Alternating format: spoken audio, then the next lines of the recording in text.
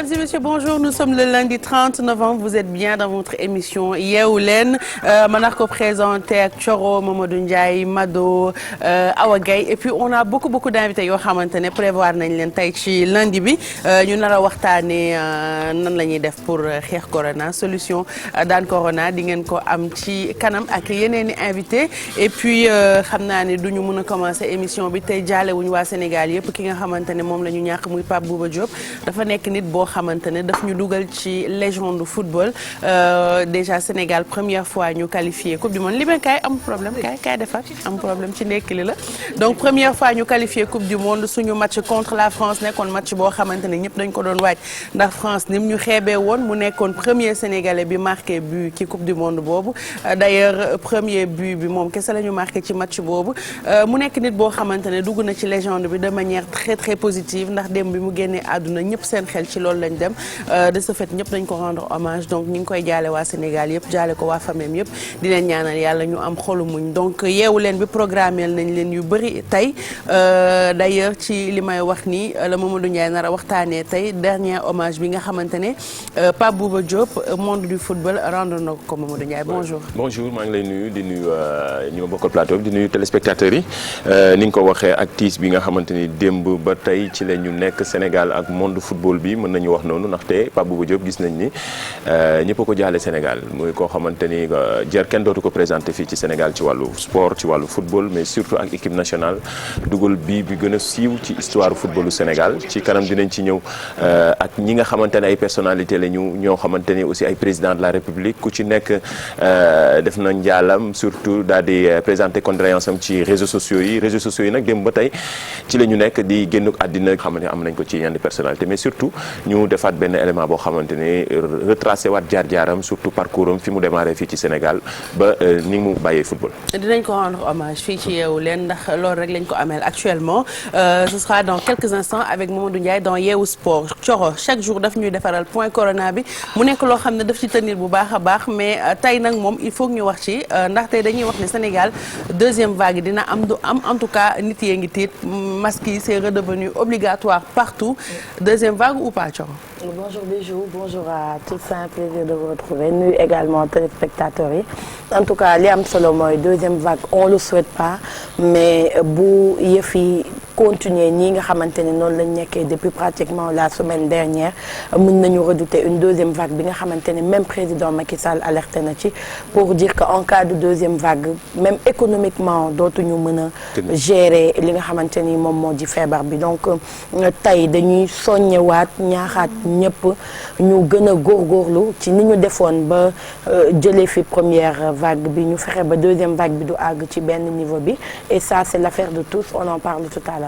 Ce sera dans quelques instants ndaxte coronavirus moom bu dee dëkk yi puissant yi ñoom ñoo attanu seen deuxième vague waxuma la ak ñun première bi géré nañ ko alhamdulilah on espère que du am deuxième vague comme ni mu ko defee ci yeneen dëkk yi en tout cas duñ ko attan mais ci kanam di ñu ci wax lu gën a leer Thioro Mado mi ngi fi pour waxtaanee toog fii tekki fii indi Pape Aw nekk couturier moom nag ci business am la ñuy wax Mado bonjour. Oui bonjour Bijou. Magnifique. Bonjour. C'est comme toi tey moom le rouge te va à ravir macha allah donc ak ñi nekk ci plateau bi yëpp ñoom ñëpp macha allah et puis di nuyu mbokku téléspectateurs yi comme ni nga ko waxee on va parler de Pape Aw qui va nous raconter un peu li nga xamante ne moom moo di histoire am soppee ki nga xamante ne moom moo di Medoune Diouf la donc ci kanam lay doon toog fi tekki fi. Alaaji Malick nee na bëgg na ci yow. kan man mi waaw kenn du moom. nee na bëgg na ci yow daal lii la ma wax yéen ñëpp wax ngeen waxul Mado ngi wax mu ne ma neel Mado bëgg naa ci moom sa bos. moom sunu sang la ñu ngi koy jox bu baax wàccu waayam. bëgg ci Mado yow rek jël ñëpp nag. nangu nga bàyyi ci ñun. ba ñemeetul sax wax cofeelam léegi ci ay sëram ak ay frère am tam. nangu nga ko moom ndax ñemeetul. mais yow sa réaction bu Pape Cheikh bëggee keneen tamit ñun dañ koy éviter. aussi parce que franchement bëgguñu problème Thioro. bu Pape nuyoo nit sax mu ne nuyu na ko tey faalew ma donc ñun nañuy éviter rek comme yaay suñu rek bëgguñu loola naqari. yéen ñëpp chaque jour kenn def leen lu may naqari. dégg ko yow fee ngay ne di wër di accoladaate kii di wër di nuyoo Mado di wër di kaline ñëpp merci rek yéen Coro exclusivité bi mënut a nekk de dañ lay wax rek ñu ngi lay ménager boobu ba léegi nag mais yàlla baax na Alaaji Malick daal en tout cas bëgg na ci Mado pourquoi boo leen ko bëggee xam da ngeen koy woo mi ngi ci kaw kontaan na trop ci yow Awa Gueye mi ngi fi aussi elle va parler du woman of the week wax nga ma ko sànq ne maa ko bindul Awa waaye daal ki nga indi tey day defar ay produits waa Cor ay taala day defar ay produits pour yaram ak pour karaw mu ñal ko rek bu ñu boolee buuba jàpp ci buuba dañuy musul ci moom da lay toog di la torturer di la woo ay téléphone di la stressé waaw léegi waxal ci woman of the week bi Coro bul indi problème bul dugg foofu maa la tooñ baal ma jeex na jeexul xanaa jeexal na waaw mu ngoog Bijou Ndiaye it's a pleasure once again comme every Monday rek tànn benn jigéen bu exceptional special one ñu indi ko fii nii pour sargal ko ak ci domaine bu munti nekk rek ndaxte jigéen yi tubaarkalla macha allah we are just unique we are marvelous tey nag ma indi a very young talented xale bu jigéen boo xam ne mi ngi tudd Xaar Diagne ñu gën ko xamee ci Karma on Twitter mu use social media nag mu def li nga xam ne mooy entrepreneurship xam naa ci kanam tuuti dinañ gën a waxtaanee Karma bi laa tàmm waaye Xaar Diagne lan mooy jaar-jaaram ba mu yegg si fii nii tey. dinañ ci ñëw tout à l'heure Xaar Diagne ak produit yi nga xamante ne moom lay defar ñun dañuy bëgg jigéen buy entreprendre li ñu sama xarit bi di wax Zahra naan bu toogee dugg WhatsApp gis jigéen ñi ku nekk di poster benn affaire di ut looy jaay looy liggéey looy publicité xolam dafay sedd moo tax léegi jigéen ñi toogatuñ rek di xoole naan waa dañuy yaakaar ci diw dañuy wekku ci diw tout le monde travaille et c'est bien je suis fière de vous les femmes yi nga xamante ne yéenay entreprendre tout le temps damay wax que jigéen indépendance financière dafa baax ci moom parce que day tax nit ki gën la respecté mais balaa ñuy jàll ci éléments yi yéen seen week-end noo leen ko dundee Coro loo def comme yaa fi xale ñu laaj man xam ay mag lañ dañuy nelaw léegi defuma dara dama feebaroon tëdd waaw moo tax indi nga mbuusu garab yi xëy taaj ko fii ma naan samay garab la ñoo bokki garab man alxamis ba tey dama feebar moo tax man mag laa nag man Bijou xam nga man xale mag laa liñ naan yaa ngi maam moo ngi maam yow man xale mag laa nag Bijou xam nga en fait quand je dis xale mag mooy xaaral moom Eva doguma la jox ko définition bi s'il te plaît xale mag waaw mooy lag ma waxoon ca kaw rek kucc ko am 25 ans say oom am 50 ndigg li am 100 bët yi am 75 ans non man moom c'est plutôt la ñuy dund fi mu toll nii xaw ma man moom peut-être que c'est plutôt man par moom rapport sama jeune yi am na ci 150 ans yow moom yow fi ne lépp mën nañ la koo jégal yow bu say yàq fën na xëy sax normal doo bi 75 ans ndax génn ci man accéléré la génn ci man nga wax sa week-end donc man xam nga man Bijou naturellement comme je dis xale mag laa genre naka laa ko mën a expliquer xam nga âge bu nekk ak li ciy xew ak mbuusu yàpp buñ sol mbuusu gu nekk buñ sol yàpp waaw la nekk parce que âge bu nekk day am lu ciy xew peut-être ak noo war a def ak noo war a dundee mais man je vois pas les choses de cette manière là donc xam nga jeunes yi am sama âge peut-être seen week-end war na gën a mën a chargé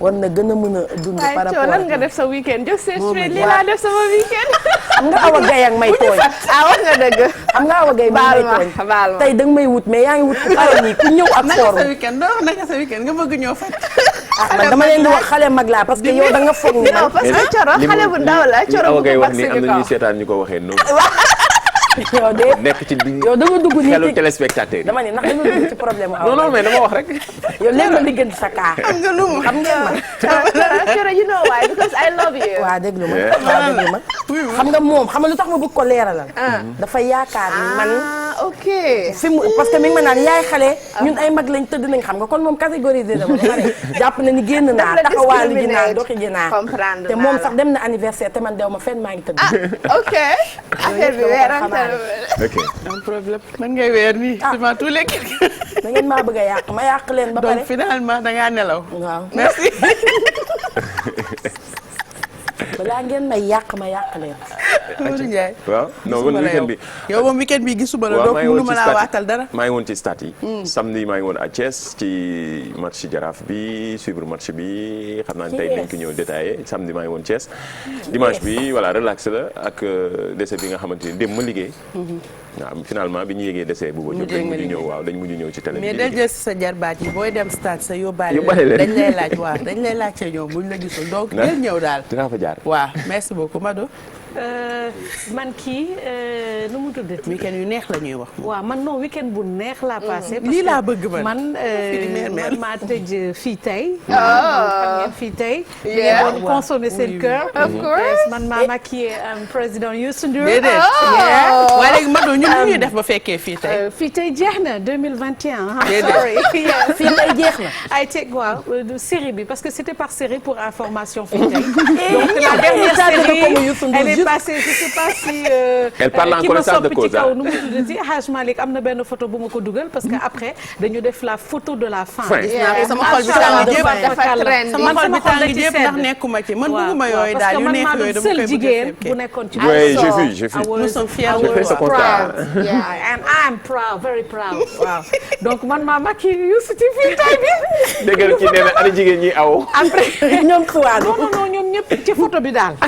ci technicien yi. yow yaa fay man maa fa ñu nekkoon off the record. ñu nekkoon off the record photo bu mag ba bi tëj. mu wër internet maa fa nekkoon. sama xol tàng na mënoon ngeen jël sama kanam doon torox lu nii doon waaj a jooy ngeen yàq ko. barki yàlla lu rëy laa def.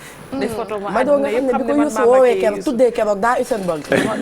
dama gaañu. mais sama beneen nee na ma Mado Mbaye Dieye Faye lu muy ree ci Mado ma ne ko Mado li mu def fekk dama daw billaay dama rus mais bi ma dawee konoon ma def ko fi dama daw ba mu yàgg def nii. oui. ne ko it's me boobu fàtte naa ni Youssou toog rek waaye xam nga rek mbégte. ñoom kay moo tax ñu dee ñoom ñu gaañu.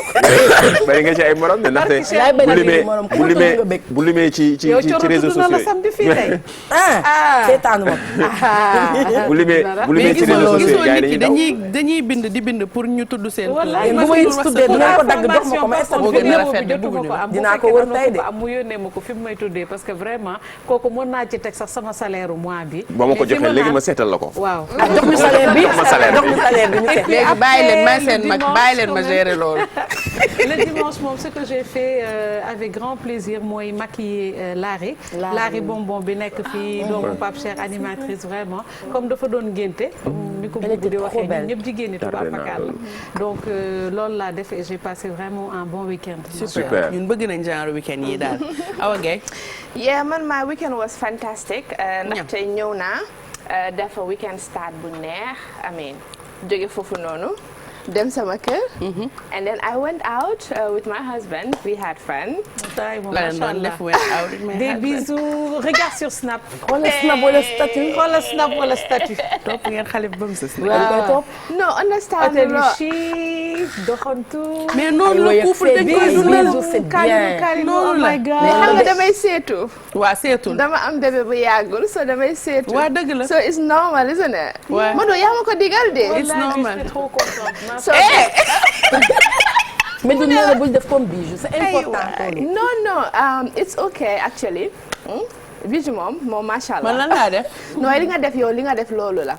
waaw actually man I had a fantastic weekend dimanche bi tamit I had a good weekend you know that was it. ñun moom anniversaire u xale la ñu demoon doomu Dage Ngom Niang ak Awa moo doon fête anniversaire am ma yóbbu fa xale yi waaye finalement dafa mel ni yaayee doon anniversaire lii tam war nañ ci wax parce que dañuy teg na la xale yi ñun di enjoy digg anniversaire bi fecc ko fecc yu rëy musuma gis lu mel noonu mais c'était vraiment bien ça nous a permis de sortir sama doom yi baali ñoom dem baalaale sa doom fekk anniversaire bi ñëpp toog ñu ñëw commencé fecc indi ambiance bi musuma gis lu mel nii donc passer du temps en famille mais Mado on a une surprise pour toi. non Mado tekki nga rek. non this ba pare photo bi dafa dem. Mado yaa ñu représenté on est fiers de toi Mado. wàcc du promotion. promo la di. nan. promo naan la boo xam ne de. déggal Pape Samba ci ginnaaw ah. promotion mooy directeur technique bi. ci télé bi mu toog.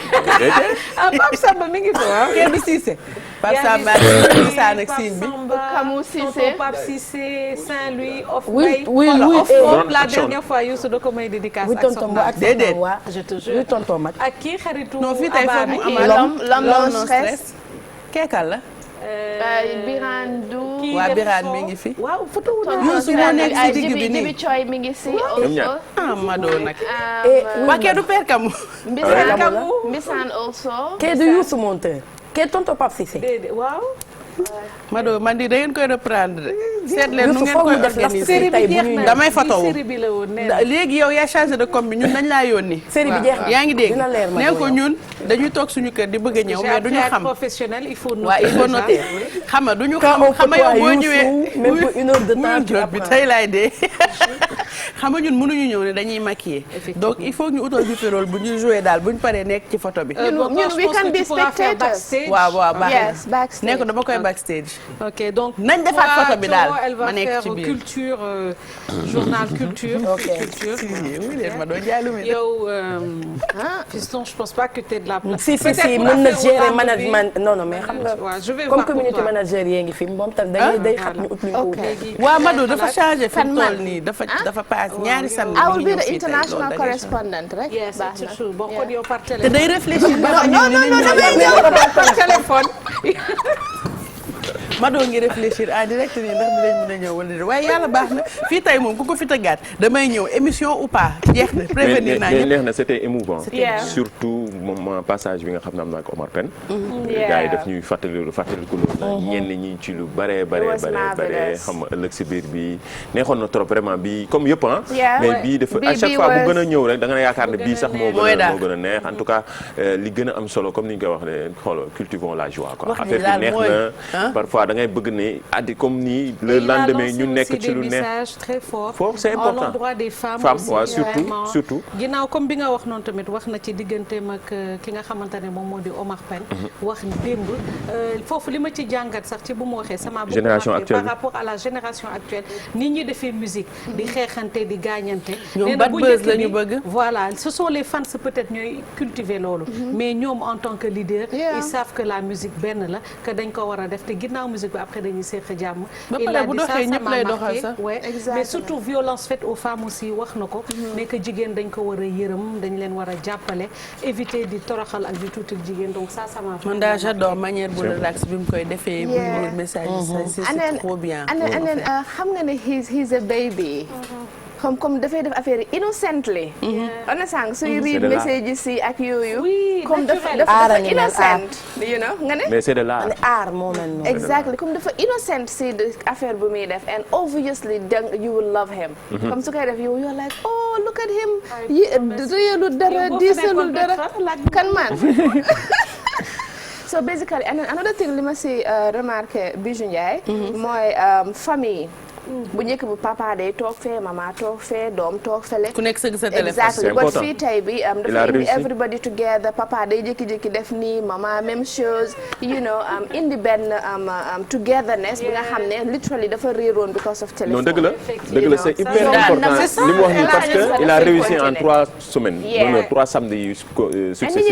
yoo xamante ni corona non mais c'est que dafa toll mais dafa tolloon moment boo xamante ni chaque jour ñun dañ koy wax ah boo dëggee ci kër yi week-end yeneen jour wala dara papa yaay ñëpp buñ toog ku nekk ngay sëgg sa smartphone léegi dafa toll ci jamono boo xamante ci loolu la ñuy dund quoi réalité la ñun ñëpp ci kër yi lañ nekk xam nañ loolu moo am mais bu toll ci week-end samedi yoo xamante ni enchaîné na ko ñetti samedi yoo xamante ni chaque jour boo gisee wala nga imaginer sax même bu fekkee duggoo ci kër yëpp boo imaginer que ni kër yi gars yi ñu ngi toog ranger yëpp di enjoy man démb rek benn grand mu ne ma ñun dañuy mujj gi dañ ko def baal dañuy taal télé bi ñun ñëpp dajaloo joxante rendez-vous ñun ñëpp toog enjoy di fecc ñoo xamante ne ay mag lañu génération ñoom Youssou Ndour lañu mais ñuy fàttali mu naan ñu ñuy fàttali ay moments yoo xamante ne ay cosaan la ay loolu rek baax na loolu rek lu fexe la bégal xolu sénégalais yi loolu lu am solo la ci surtout innovation bi tamit baax na ci loolu am na solo comme ni ñuy waxee rek en tout cas ba bégal sénégalais yi même bu dee benn yoon néegi solo suñu biir néegi fecc ba Youssou pare kenn mësul gis lii ñu en fait ñu summi suñu yére démaquillé wu mais baala en fait day offrir soirée privée à chaque sénégalais donc en tout cas li ñuy wax ci pub boobu meew bi ñuy naan amul morom benn la fi mais Youssou daal amul morom benn la fi yaa ngi dégg mais kii yi yow chargé de com bi na soirée eggale waaw dañuy teg ni ngeen teg dañuy teg clip waa Adiouza lañ leen di may ngeen yeewoo ko nag madame Bonheur te programme wu ko bu leen ma mbëkk dinañ ko teg ci kanam yëngal suñu yaram alaaji maa duggal fii tey balaa ñu maa dóor ndax xale yi moom lañ bëgg instant bii nii ñuy seet déglu Youssou Ndour enjoyaat soirée bi pour ñi nga xamante ne ay nelawee nañ ay benn patu bët bi yëf yi di jàll ah xam naa ni boo gëmentoo sax doo nelaw da ngay xoole ba fajar ba soirée bi di jeex doo bàyyi ñun daal bëggaat nañ mu ñëw bu série bi jeex wax naa ko ñetti yoon nag xam nga nit buy wax lu ko fula ñetti yoon la koy wax ñun ñoo ngi koy réclamer parce que c'est pas juste bokkuñu ci photo de groupe bi photo de famille bi nga xamante ni moom moo def touru web bi def buzz ma koy xool mais emeel naa la Mado dugalal naa la kër même bu fekkente ne am naa benn pincement bu ndaw au cœur sa defal naa la kër actuellement chat la sax su ñëpp waree ñëw together déedéet du chat awagay déedéet du non beneen série bi bu reprendre mais bii moom jeex na les gars désolé ce sera peut-être en janvier. ko ci daf ñu ko këli nii. ah mais entre temps fekk corona jeex waa kay loolu lañu yàqamti nag coronavirus bi jeex rek ba ñu daje fenn rek. inchallah ay boobu ndaje. loolu de dina mel ni soirée ba ma ñëwoon di foofu moom dañ koy décréter soirée bu mu fa am. soirée bi ma ñëwoon di buloo soirée bi fees jibi naan mi nañ ñibbi ma naan ko non TFM laay liggéeyee damay dugg. te après périgam de dañ ko indi. xoola cokki nag. ak seen talon naan allo yónnee leen ma Kara mu ñëw jël si ma. Kara ñëw am sa fu mu jaar pour jot ci man. nit ñi ne ko du dugg. may wax ma commencé dégg ay ñi ngi nii ci la bokk. ñi ngi nii ci la bokk. waay na ba 20h man dem naa man. kay dañuy wootante mais 20h man fu mu jotee. quitté naa parce que ñun à la base sama kër ak Cissesse tu prends 10 à 15 minutes. bu Youssou Ndour di tëgg nga war a 2 heures temps léegi man damay préféré quitter 20h.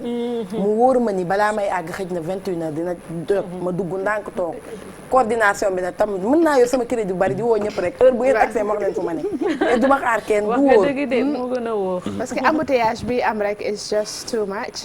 wala ñu laa scooter rek comme ni ñu ko defee. kon muy ñëw benn soirée ñu yee leen ak son du jour bu ko defee ñu ñëw eggali ci kanam. jamono yu am solo bi nga xamante ni defal na ko Sénégal mais surtout bokk nga ak moom sport bi muy sportif mën nañu wax ni ñëpp rek ñoo xamante ni xamoon nañ ko daal dinañu koy jaale mu nekk koo xamante ni mu démarré carrière am fii ci championnat bu Sénégal ak AS waa Jaraaf mu nekk koo xamante ni rêve am comme sénégalais yëpp ñi nga xamante ne ay ndaw la ñu am ambition wu nekk footballeur mooy nekkoon footballeur professionnel gannaaw ba mu jóge fi dem Europe amoon taxawaay bu am solo ci yenn championnat yi mu ci mel ni championnat France ak Lens mi nga xam ne ci atum 2002 nekkoon na fa vice champion de France bu Ligue 1 française bi mu nekkoon koo xamante ni aussi gannaaw ba mu jaar Angleterre ak Fulham Portsmouth Birmingham nekkoon koo xamante ni aussi équipe nationale bu Sénégal jël benn record mooy ci histoire footballu Sénégal surtout li mu participé ci coupe du monde ñaari yoon la moom moo nekk meilleur buteur ak 3 buts mais bi gën a am solo bi nga xamante ni kenn dootu ko fàtte mooy bi mu dugaloon contre France defoon nañ leen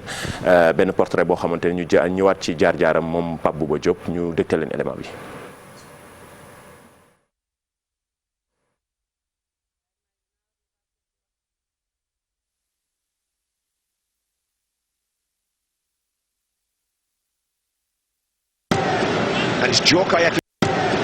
fii ci Ndakaaru tàmbalee football fii ci championnat bu Sénégal ak AS Jaraaf bu Dakar gannaaw ba la fa daal di jógee daal di dem fële ca Europe moom Pape Bouba Diop amoon taxawaay bu am solo lool fële ca France gannaaw ba it tamit mu nekk fa vice champion ci Ligue 1 française bi loolu ca atum 2002 la Pape Bouba Diop jógee France jaar fële ca Angleterre football fële ca Fulham jaar équipe yu mel ni Birmingham amoon fa it taxawaay bu am solo ñu xamee woon ko lool ak taxawaayam mais surtout liggéey bu am solo bi mu doon joué ci atum 2002 ci milieu terrain wu équipe nationale bu Sénégal Pape Bouba Diop réalisé woon fii ay exploit yu am solo gannaaw bitam bu rëy ba mu dugaloon ci match bu rëy bi nga xamante ne moo nekkoon ouverture moo fàtte Pape Bouba Diop ci coupe du monde boobu dugaloon na 3 buts waaye tamit amoon taxawaay bu am solo ci atum 2002 ak génération ñoom El Hadj Diouf mu nekk tiis bu nga xamante ni moo dal ci footballu Sénégal la. tiis la Mamadou Ndiaye loo xam ne naqari na Sénégalais yëpp en fait démb boo xoolee nit ñi ni ñu ko doon rendre hommage ngay xam moom ban place la occupé woon ci xolu Sénégalais yi. c'est dommage doo xam sax lan ngay wax. xam na ñoo xamante ne doo leen yéene jamais lii dal leen yéene woo ko kenn sax mais su dalee ci nit mu nekk xale xam nga def sa carrière pare war a dund sa dund. mu ñëw ndogal bi mu ñëw feebar ñëw mais voilà feebar. Et puis ce qui est bien c'est que témoignage que ce soit ñi ko jege woon famille lépp lu positif lañ ko waxal donc yàlla na ko yàlla xaar. non am na solo loolu dafa am solo ci ni mu doon taxawee njabootam ni mu doon taxawaay bu am solo bi mu doon taxawee njabootam gis nga démb réaction yi ci réseaux sociaux yi mais surtout seen waa kër fële ca Tëngéej jaar jàpp Dakar fii ci Ouest Foire ak ñeneen ñi nga xamante ni aussi séq nañoo ak moom jàmm te loolu am na solo mais surtout Pape Bouba Diop dañuy wax ni ñun doonte ay ndaw la ñu woon mais ñi ngi doon xam bu baax ni mu doon représenté Sénégal ci football bi mais surtout jamono jooju noonu ñi doon tukki doon nañ côtoyer ay grands yi nga xam ñi ngi woon ay Italie ñi ngi woon ay France ñi ngi woon sénégalais nga sax nga ne waaw man Pape Bouba Diop laa tudd ñu ne la amul problème ñenn ñi ñëpp ci grâce à son nom la ñu amee yenn possibilités yu bari ci seen dund di wax ni nekkoon na koo xamante ni kenn du ko fàtte ci histoire u Sénégal nekkoon na koo xamante ni ku représenté Sénégal la au-delà de performance ñu doon def ci terrain mais ku discret la woon tamit ñi ko jege seen famille bi rek nga koy seen waa famille ñoo lay jox ay nouvelles ci moom parfois bu ñu doon yi nga xamante ni at yi mujj yi nga xamante ni yi ñu feete 31 mai à chaque fois doon na génn doon participer ci ay yenn émissions yi mais ginnaaw bu mu feebaree di wane ni taxawaay bi mu doon am ci terrain parfois sax ci terrain da nga doon gis ni koo xamante ni gannaaw joolaayam ak macha allah ak taxawaayam ak liggéey bu am solo bi mu doon def mais ci biir terrain sax parfois da nga doon gis dafa doon discret mais toujours doon wane liggéey bu am solo ci terrain noonu la dundam tamit noonu la ko wane woon noo ko xamante ne gannaaw football bi gisoo ko ci benn fesul woon nekkul woon koo xamante ne mi ngi woon toujours au devant de la scène dafa préféré woon vivre en cachette koo xamante ne da doon dundam tranquillement avec sa famille ba noonu la génnee àddina gis nga ko boo ko dégg bu mu ñëwee dafa bett ñu bari dafa bett Sénégalais yi kenn yëgul woon sax feebaram à part ñun ñi nga xamante ni ñenn ñi gannaaw suñu métier bee tax ñu doon xam ne xawoon na feebar te ñun tamit du suñu rôle ñuy fésal feebaru jàmbur nekkoon koo xamante ni dafa discret làqatu woon di dund ci dund ak ngor ak fulla ko loolu am na solo ndaxte famille témoigné nañ ko d'ailleurs loolu waral ñi ci bari ñoo xamante ni ay personnalité nañu mu ci mel ni président de la République daal di fésal démb ci compte Twitter am daal di fésal njaalam gis nga tweet bi moo nekk nii Adama Barrow président bu Gambie moom tamit defal na benn tweet daal di feddali njaalam ci tristesse maanaam tiis bi nga xamante ni moo dal ci Sénégalais yi club yi nga xamante ni jot na fa jaar ba ci Premier League mooy championnat anglais bi nga xamante ni ñëpp moo rêve la ci ndaw ñu bari ñoo xamante ni ñu bëgg nekk footballeur wala ay footballeur lañu pour ñu jaar fa ñoom ñëpp présenté nañ seen condoléances ci réseaux sociaux yi démb gis nañ ay ñoom Jérôme Boateng ñoo xamante ne ay joueurs yu mag lañu ñoo xamante ni seen taxawaay dafa am solo lool ci wàllu football ñoom ñëpp présenté nañu seen condoléances ci réseaux sociaux yi waa Fulham waa Birmingham ba ci ñi nga xamante ne club yi nga xam ne jaar na fa muy Racing Club de Lens nekkoon fa vice champion fële ca atum 2002 ak El Hadj Diouf moom ñoom ñëpp présenté nañ seen condoléances ci réseaux sociaux yi ay tweets yi nga xam ne def nañ ko ba démb nag bi nga xamante ni jot nañ nouvelle bi waa Canal Football Club consultant bi di Habib Beye démb joxe na fa benn message boo xam ne gis nañ ñëpp a ngi koy partagé ci réseaux sociaux yi te dawloo na yaramu sénégalais yu bari mën nañ leen dégtal élément bi ñëwaat. Exceptionnel, je suis très choqué, d'ailleurs un peu déstabilisé de la nouvelle qui m'a été apportée par Lamine Diatta avec qui j'étais également en 2002. C'est une grosse perte pour le football africain, une grosse perte pour le football français parce qu'il a joué aussi en France, en Angleterre et c'est un garçon charmant. Donc voilà, on vit des moments qui sont assez incroyables en ce moment avec tout ce qu'on peut apprendre et voilà, je m'associe à la famille de Pape Bouba et j'espère que là où il est maintenant, il trouvera la paix.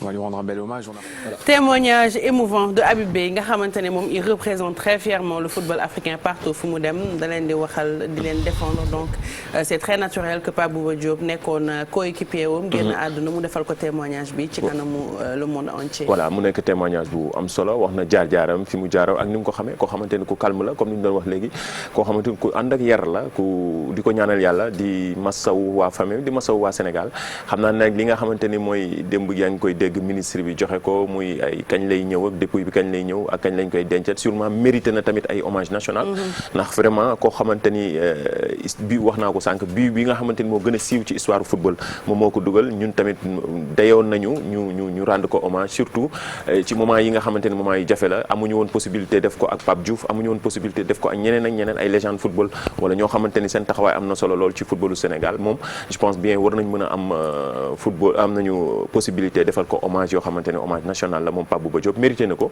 ndax fi mu yóbbu histoire du football la fi mu ba léegi bokk na ci panthéon footballu Sénégal. légende la légende la icône la koo xamante ni kenn dootu ko fàtte ci sport en tout cas. ñun ñëpp ay xale lañu woon at that time waaye. waxala sa bopp de ñun ay mag lañu woon. ok man I was a kid. you are a baby. waaye maam ak Coro. quelques jours. mag ma sax taxul la doon mag de. quelques jours. you know mu nekk loo xam ne am legacy boobu noonu ñun xamuñu ko woon nii but we know ne am na lu mu def in life and loolu noonu rek dafa doon fierté. nit ku nekk da ngay try nga bàyyi something ci sa réew. dafa yóbbu sama xel rek si Sisi Diakha Sisi Sawane mooy journaliste bi gaañu noonu. journaliste sport bi gaañu noonu. mooy sama copine bi.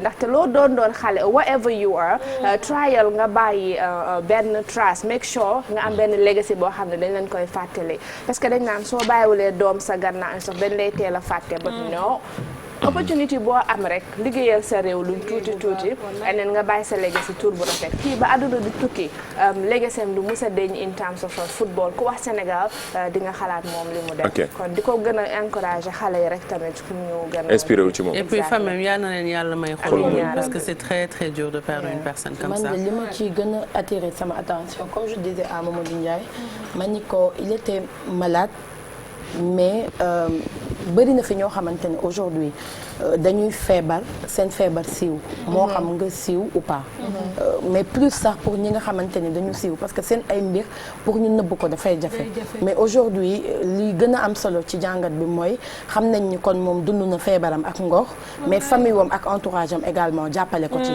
parce que fii kenn du xëj na di weex sa bopp souvent sa yi nga gën a bañ mu génn ñi koy génnee on est désolé de le dire mais c'est des gens qui te sont proches donc aujourd'hui loolu bu amee mu feebar pendant pratiquement 2 ans dund feebaram ba dëddu te kenn yëg ko parce que Pape Bouba est l'un des fils du pays yu nga xamante ne siiw nañu et doo toog sax souvent ba sa xel dem ci moom tellement qu'il est discret yenn saa yi du c'est pas que nit ñi bëgguñu ko parce que tey jii ku ko gis di nga ko témoigner sa affection ak sa mbëggeel ci moom parce que qu'on le veuille ou pas il nous a fait rêver biwam boobu en 2002 c'est-à-dire dafa bokk ci analu footballu àdduna bokk ci analu footballu Sénégal woy la boo xamante ne dootul fay donc tey Sénégalais bu la wax je porte pas Pape Bouba dans mon cœur new ma ni amul de waaye du gaaw nit gis ko mais discrétion wa moo tax limite ñun dañ ko doon fàtte bokk na ci li tax démb l'annonce de son décès a été vraiment un choc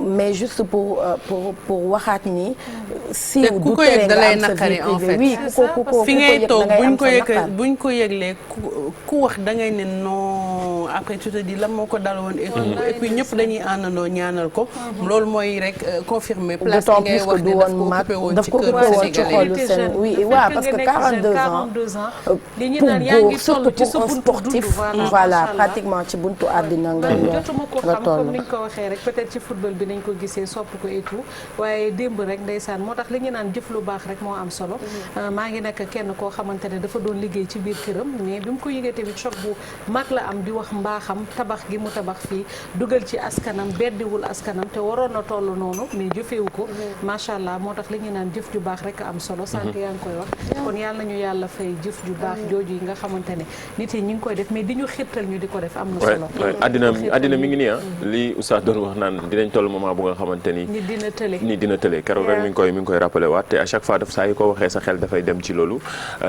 que ni yàlla ñu yàlla may ñuy xiir ñu ci lu baax ñun tamit suñu àddina bi ñu jéem a fexe def parce que moom lii lañ am àddina moment bi ñu fi passage bi ñu fiy def après bu ñu demee gars yi def témoignage bu am solo ci li nga nekkee woon ci mais loolu la ñu fexe ba ku nekk ci sa dund na nga góorgóorlu ba def loo xamante ne di nga fi bàyyi benn way li ngay yóbbu sa bàmmeel na sa jëf la ak sa li nga xamante ne mooy sa ñi nga doon jaamoo yàlla loolu nag fésal nañ ko ay mbokkam fésal nañ ko ku gëmoon yàlla la koo xamante ni nekkoon ci diine l'islam ku ko gëmoon la lool te gis nga ñi ay xaritam ñenn ñi nga xamante ne mën nga leen côtoyer seen ay mbokkam loolu lañ la njëkk a témoigner ci moom ci julliteem loolu nekk na lu am solo tamit di ko jaale waa Sénégal yëpp nga nañ ne àddina moom noonu lay demee parfois dina toll ci moment yoo xamante ne télé dina am feebar bi ko daloon nag mu ngi noonu mooy Charcot loo xamante ne day laal sa muscle yi sonal ba yegg bi sa cerveau yi ñeen ñi nga xamante ne mujjee nañ ko dégg loolu la ñuy wax parfois sax da doon dem ba ci da doon perdre voix am maanaam dootul woon mën a exprimer mu leer nekk la lu yéeme ci parfois boo ko déggee ne da nga naan ci sportif nu ko la mën a demee mais xam nga yàlla moom nu muy tegee nit ki c'est une maladie boo xam ne médecin yi ba léegi amuñu lu koy joxe xamuñu li koy faj xamuñu lu koy faj donc bu la dalee mën na la dal sa ngéeru dund yëpp Charcot mu nekk feebar bu yéeme boo xamante ne en tout cas di ko ñaanal yàlla xaare ko àjjana di xaar dépouille bi ñun ñëpp monde sport Sénégal gi yëpp daal di àndandoo rendre ko dernier hommage. yàlla na ko yàlla xare aljana Mamadou Ndiaye merci beaucoup pour élément bi nga xamante ne moom nga indi ci Pape Bouba Diop mu nekkoon lu am solo ñu waxtaanee leneen lu am solo aussi muy toog fii tekki fii parce que seetlu nañ ni que jeunes yi ñi ngi dem di jëli gaal gi malgré le fait que amoon na benn gaal bu tàkk fan yële am benn émoi boo xam ne jur na ko ci sénégalais yëpp ba ñu def deuil national ci réseaux sociaux yi yaakaar ni dinañ yee yenn nit yi que dinañ xalaat ni dootuñu dem quelques jours après deuil national bi ñu yëgaat ne beneen gaal demaat na ba këpp fële Cap-Vert tàkkaat donc duñu comprendre naka la ñu mën a def ba suñu jeunes yi dégluñu mais duñu tàyyi Mado chaque jour dañ leen di wan ay exemple nit yoo xamante ne toog nañ fii tekki fii et pourtant c'est des gens qui sont partis de rien du tout. effectivement Bijou comme ni nga ko waxee donc pour revenir ci ñiy dem ci gaal ñi comme ni nga ko waxee désespoir moo leen di yóbbu ci lu ne mel waaye ci noonu ba tey rek ñu am ñenn ñoo xamante ne jot nañu def li nga xamante ne moom moo di toog fi tekki fi ba tax na wane leen peut-être dina joxaat ñenn ñi nga xamante ne dañu ñàkkoon seen espoir di gàtt ba nga xamante ne dinañ toog fii bay seen bay waar donc li ñuy def rek dañoo àndandoo xool ki nga xamante ne moom moo di Papa Aw moom ab tailleur la woon mu nett lu ñu jaar-jaaram ñaan yàlla aussi li muy wax mu dugg ci xool ñi nga xamante ne moom moo di sénégalais yi peut-être dina encourager wala pour sax bu dee benn nit bu naroon dem mu ne naa toog ndax kii def na lu ne mel kon man war naa mun a def lu ko raw ba romb ko.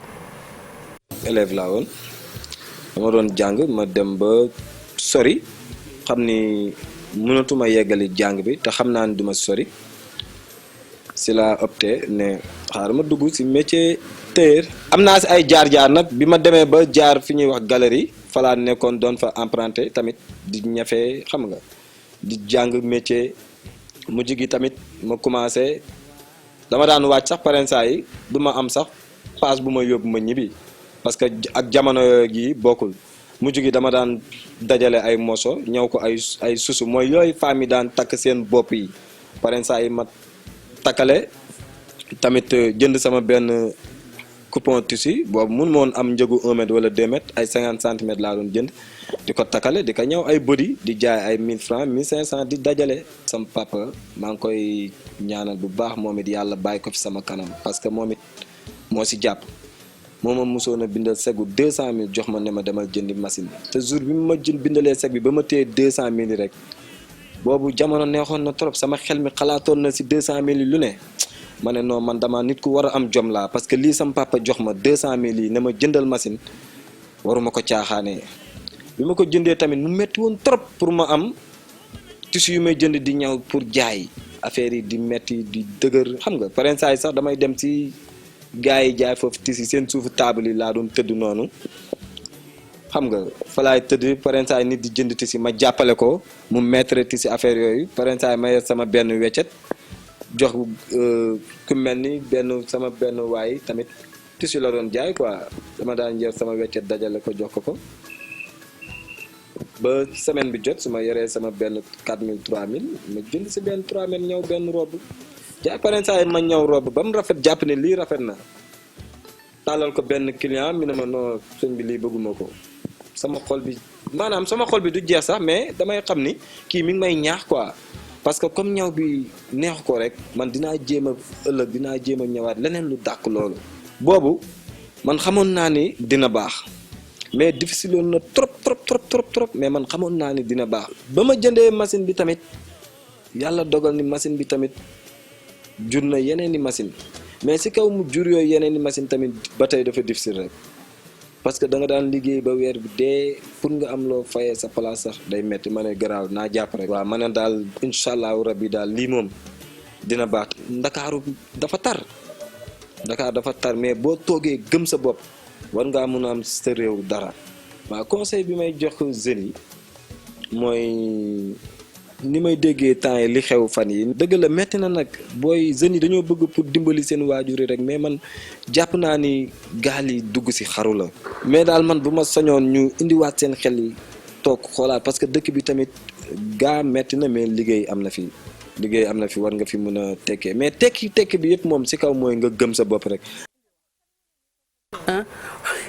Pape Aw nekk couturier donc Mado nekk exemple boo xamante ne moom li muy wane mooy mun nga toog Sénégal liggéey Sénégal am fi sa teraanga te doo soxla risquer sa vie dugg ci ay embarcation yi nga xamante ne wóoru la ndax di nga egg et puis boo eggee sax xamoo ban traitement lañ lay traité foofu d'autant plus que léegi ay accord ñi ngi koy signé pour que képp ku ñu gis amoo papier dëkk Sénégal ñu delloo la effectivement mooy li nga wax rek donc départ bi ba fin bi yëpp incertitude la yaakaar rek ngay demee waaye yaakaar boo xamante ne xamoo sax ndax dana am wala du am te yaakaar mun naa tas fu ne donc balaa nga ciy dugg sax mun nga des ci biir ndox bi rawatina mun nga fa egg tamit te doo fa am li nga xamante ne moom nga doon xaar donc moo tax ba tey ñu dem seeti ki nga xamante ne moom moo di tailleur bi mu nettali ñu moom tamit jaar-jaaram c'est vrai que am na kenn peut-être ku ko jot a dimbali waaye dafa teel a bàyyi ay jàngam di naan ni que dafa bëgg def li nga xamante ne moom moo di mbirum tailleur parents mi jàppale ko fayal ko mu def li nga xamante ne moom moo di couture boobule jëndal ko benn machine mu ciy départ mais ginnaaw léegi ni ñu gisee machine yu bare yooyu balaa loolu nag xaar na ba tàyyi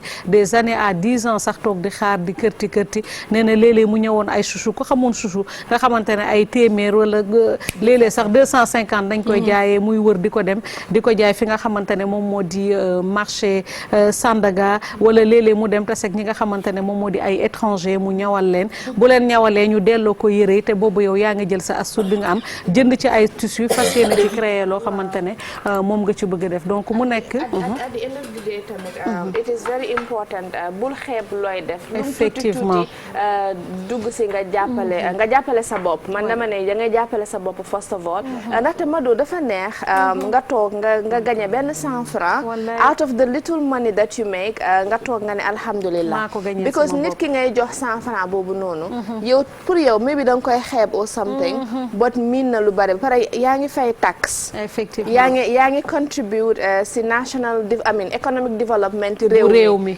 yaa ngi def si sa bopp at the same time yaa ngi def si réew mi donc jeunes yi ñu gën a kii rek suñu xel yi xam ne everything is here ba pare tamit wërsëg doo ko xëcc wallaay yee ñi ngi doon wax am na kenn ku ma doon wax loolu mu ne wërsëg boo ko xëccee mën na am sa doo ko fekkee te doo ko tal something must go wrong kon ñu xaw a doylu tuuti daal I think it's also important bañ a xaddi doylu bañ a xaddi te xam ni lépp jotul rek sotti donc il faut nga am jaar-jaar mu nekk bu metti mu nekk bu neex waaye même bu metti bi yow bul xaddi bul ne def naa li metti na damay arrêté dem leneen wala bàyyi ma tenter sama chance bitim réew déedéet mun nga def mu ñàkk sotti nga defaat mu ñàkkaat sotti mais ca ñetteel ba mu sotti te comme ni mu ko waxee dara gënu neex nga làmb sa poche am ñaar fukk wala maanaam 1000 francs boo xamante ne yow yaa ko liggéeyal sa bopp et avec toute la dignité qu'il faut donc je pense que liñ ci mën a jàngat daal ci élément bi rek mooy nit yi nañu bañ a xaddi nañ gën a gëm seen bopp te comme niñ ko waxee ala kulli al sa wërsëg bu waree ñëw day ñëw kon nag na gars yi gën a gëmaat seen bopp te xam ni toog fi tekk fi mun na fay am c'est très possible et puis comme ni ko Awa Gaye waxee il faut pas avoir peur de commencer avec 1000 francs nit yi dañuy bëgg parfois dès le début rek somme yu bëri ñëw te loolu ça n'existe nulle part nit da ngay yoot nànk di yoot nànk ba dajale affaire yi gën a ñëw gën a bëri te gëm sa bopp aussi soo ko defee rek lépp looy lancé dina mun a marcher ba pare bañ def rek juste kii def na ça marche man aussi je vais copier essayer de lancer say ay propre idée gëm ko liggéey ci li ñuy wax innover chaque jour boo sëggee ci benn affaire def ci 10 heures par jour munoo fexe ba du sotti innovation baax na ci parfois ñëpp dañuy defal la même chose que ñuy changer un peu di innover mais toujours ci mu ànd qualité toujours wax naan way dañuy bëgg def jël li nga xamante ni moom la Sénégalais yi di defar fii ci domaine bu nekk mais toujours qualité bi day des mais commencé nañ de man ki ma defalal daal yi ma sol nii made in Sénégal la quoi ça lii nii made in Sénégal la su ma amul woon lu may seet sax def comme Pape kii ko doxantu da jar na ko teg ko fii ko fi teg moom aj moom doxantul nii rek ma dox waaw kay demal ne ma ko fi teg ñoom midun wane ma dox moom jël samay daal mun naa ñàkk munoon ngeen bàyyi ma yéegal ko de pourtant am naa souplesse bi nag xeeb ngeen ma léegi magal nga nag Alaaji Malick bul bañ donc lii nii c'est du made in Sénégal Mimi Chéri Choose moo koy defar boo ko gisee chaque jour da ngay yaakaar ni que ça vient d'ailleurs mais made in Sénégal boo ànd ak qualité am na fi. macha xale allah yi koy commencer def. finition jël nga sama daal am nga 10 000 petits. la dernière fois maa ngi am ay caraxu c'était tellement joli. der bu baabam ba dama ko posté sur Snap tellement que c'était joli. et te boo ko gisee en fait doo ko foog daalu ngaay bi ma ko sama sœur joxee ne ma sam pap moo ñu ko jëndal ma naan ko lii la yow lii rafet na de mu ne ma ngaay bi lañ ko jëlee bi ñu jógee Saint-Louis et on dirait même pas que foofu la jógee donc aujourd'hui mais ci daalu ngaay bi dagguma la italien yi ñuy defaree à la main noonu dañ lay ne que fait main la mooy gën a cher daal bi ñu defar effectivement voilà donc ñun li ñu am ñun ñoom moom la ñu gën a jàppee qualité mais ñun dañ bien koy sûr xeeb donc buñ ko xeeb ñun marque tubaab bi lañ def luxe. nañ ko def daal made in Sénégal bi ñun nañ ko doxal rek ba mu dox ku sol luñ fi defaree lu baax nga def sa hashtag made in Sénégal mu wër àdduna waaw n'est-ce pas mooy dëgg. waaw made in lii Sénégal dinaa ko def hashtag bi made in Sénégal ma yéegal fii non ëpp naa de xanaa bu yéen moo tax ngeen yaakaar ni moom ma yéegal nii 77 ans nga yor. sànq nga ne fi sa oom yi am na 150 ans. waaw suturaal sa bopp ak nit ñi bokk ak yow Pape ni mu koy defee bu ma ngoon li teg ma bañ a def waaw munoo. Ndiaye dama koy yéegal de déedéet seet ci yàlla ak xale yi. baax na. ma xool ci njaboot gis nga aj tànk ak sëqët bi Pape Cheikh di wax li ci mën a ànd. baax na mag mooy wax nañ ko bàyyi Pape ñu ngi lay nuyu donc important ma doo toog fii tekki fii mun na nekk et puis sénégalais yi ñi ngi liggéey ñi ngi gën a defar des choses de qualité parce que d'habitude li ñu doon kaas mooy finition lañ dul am bàyyi leen reetaa di ngeen may ree finition la dul am wala du am qualité maintenant on a bien vu que les choses changent ci domaine yëpp ba ci domaine nu pédicure manucure tout ce qui va ak yaram bopp te jigéen bi nga xamante ne Awa Gaye moom la dem seeti tey ci mbirum produit yoo xam ne pour karaw la pour yaram la ci loolu lay yëngu donc ñu découvrir Khar Diagne alias Karma. waaw Karma lañ ko gën a xamee mu gën a active fële on réseaux sociaux but specifically Twitter am lot of Twitter followers dañuy dem seetaan an interview bi nga xam ne jot nañ koo am ak moom in terms of li nga xam ne moom lay def ñu dellu si waat. Asalaamaaleykum maa ngi tudd Khar Diagne mais je suis beaucoup plus connue sous le nom de Karma. Système et réseau informatique laa jàng donc dama bëggoon plus produit yi mu am valeur boo xam ne jox naa ko bu baax balaa ma ci lancé wu. produit capillaire en plus laa njëkk commencé après ma ñibbi si Dakar et ma continuer sama passion. enfin def nañ test 1 an comme léegi damay travailler ak spécialiste donc tout est contrôlé bi ma koy def pour sama bopp la woon comme tu dis mais après nag sama xarit yi ñoo ma doon wax lu tax doo ko jaay ma commencé ko nag commercialiser ci laa gisee ne am na impact parce que maa ngi ci liggéey maa ngi mun a tamit utiliser ay produits naturels yu jóge fii ak yu jóge fépp ci Afrique bon metti na torop parce que Afrique lañ nekk on n'a pas trop les moyens je faisais plutôt avec les moyens du bord parce que début bi man kese la woon ci 2 ans yi ma commencé di jaay ma jël ci xaalis bi nag ak li ma dajale woon lépp ak sama famille yokk produit yi ba léegi nii macha allah te du peau noire kese mooy utiliser maanaam les cheveux crépus kese ñoo ko doon utiliser comme amoon naa ay clients pakistanais ak américains donc ñoom ñëpp ñu ngi ko doon utiliser. man ci réseaux sociaux yi benn laa ciy gën a yëngu mooy Twitter parce que instant bi marketing digital ak yëpp ñu ngi koy def man maa koy def mais am na keneen ku may liggéeyal bon ku nekk mu ngi jéem a def dara c'est bien. mais balaa ngay commencer man je préfère bu doon man su ma leen di wax mooy ñu ànd ak patience parce que boo bëggee benn projet boo ko bindee ba pare da nga ko war a étudier. loo doonul taalibeem doo mës a doon sëriñam voilà. chimiste moom mooy def dosage posologie. certifié wuñu produit bi moo tax ci produit chaque fois damay bind ci ginnaaw ñaata pourcentage moo am produit naturel ak lépp donc incha allah bu xaalis bi gën a dugg dañuy dem defi ji test dermatologique.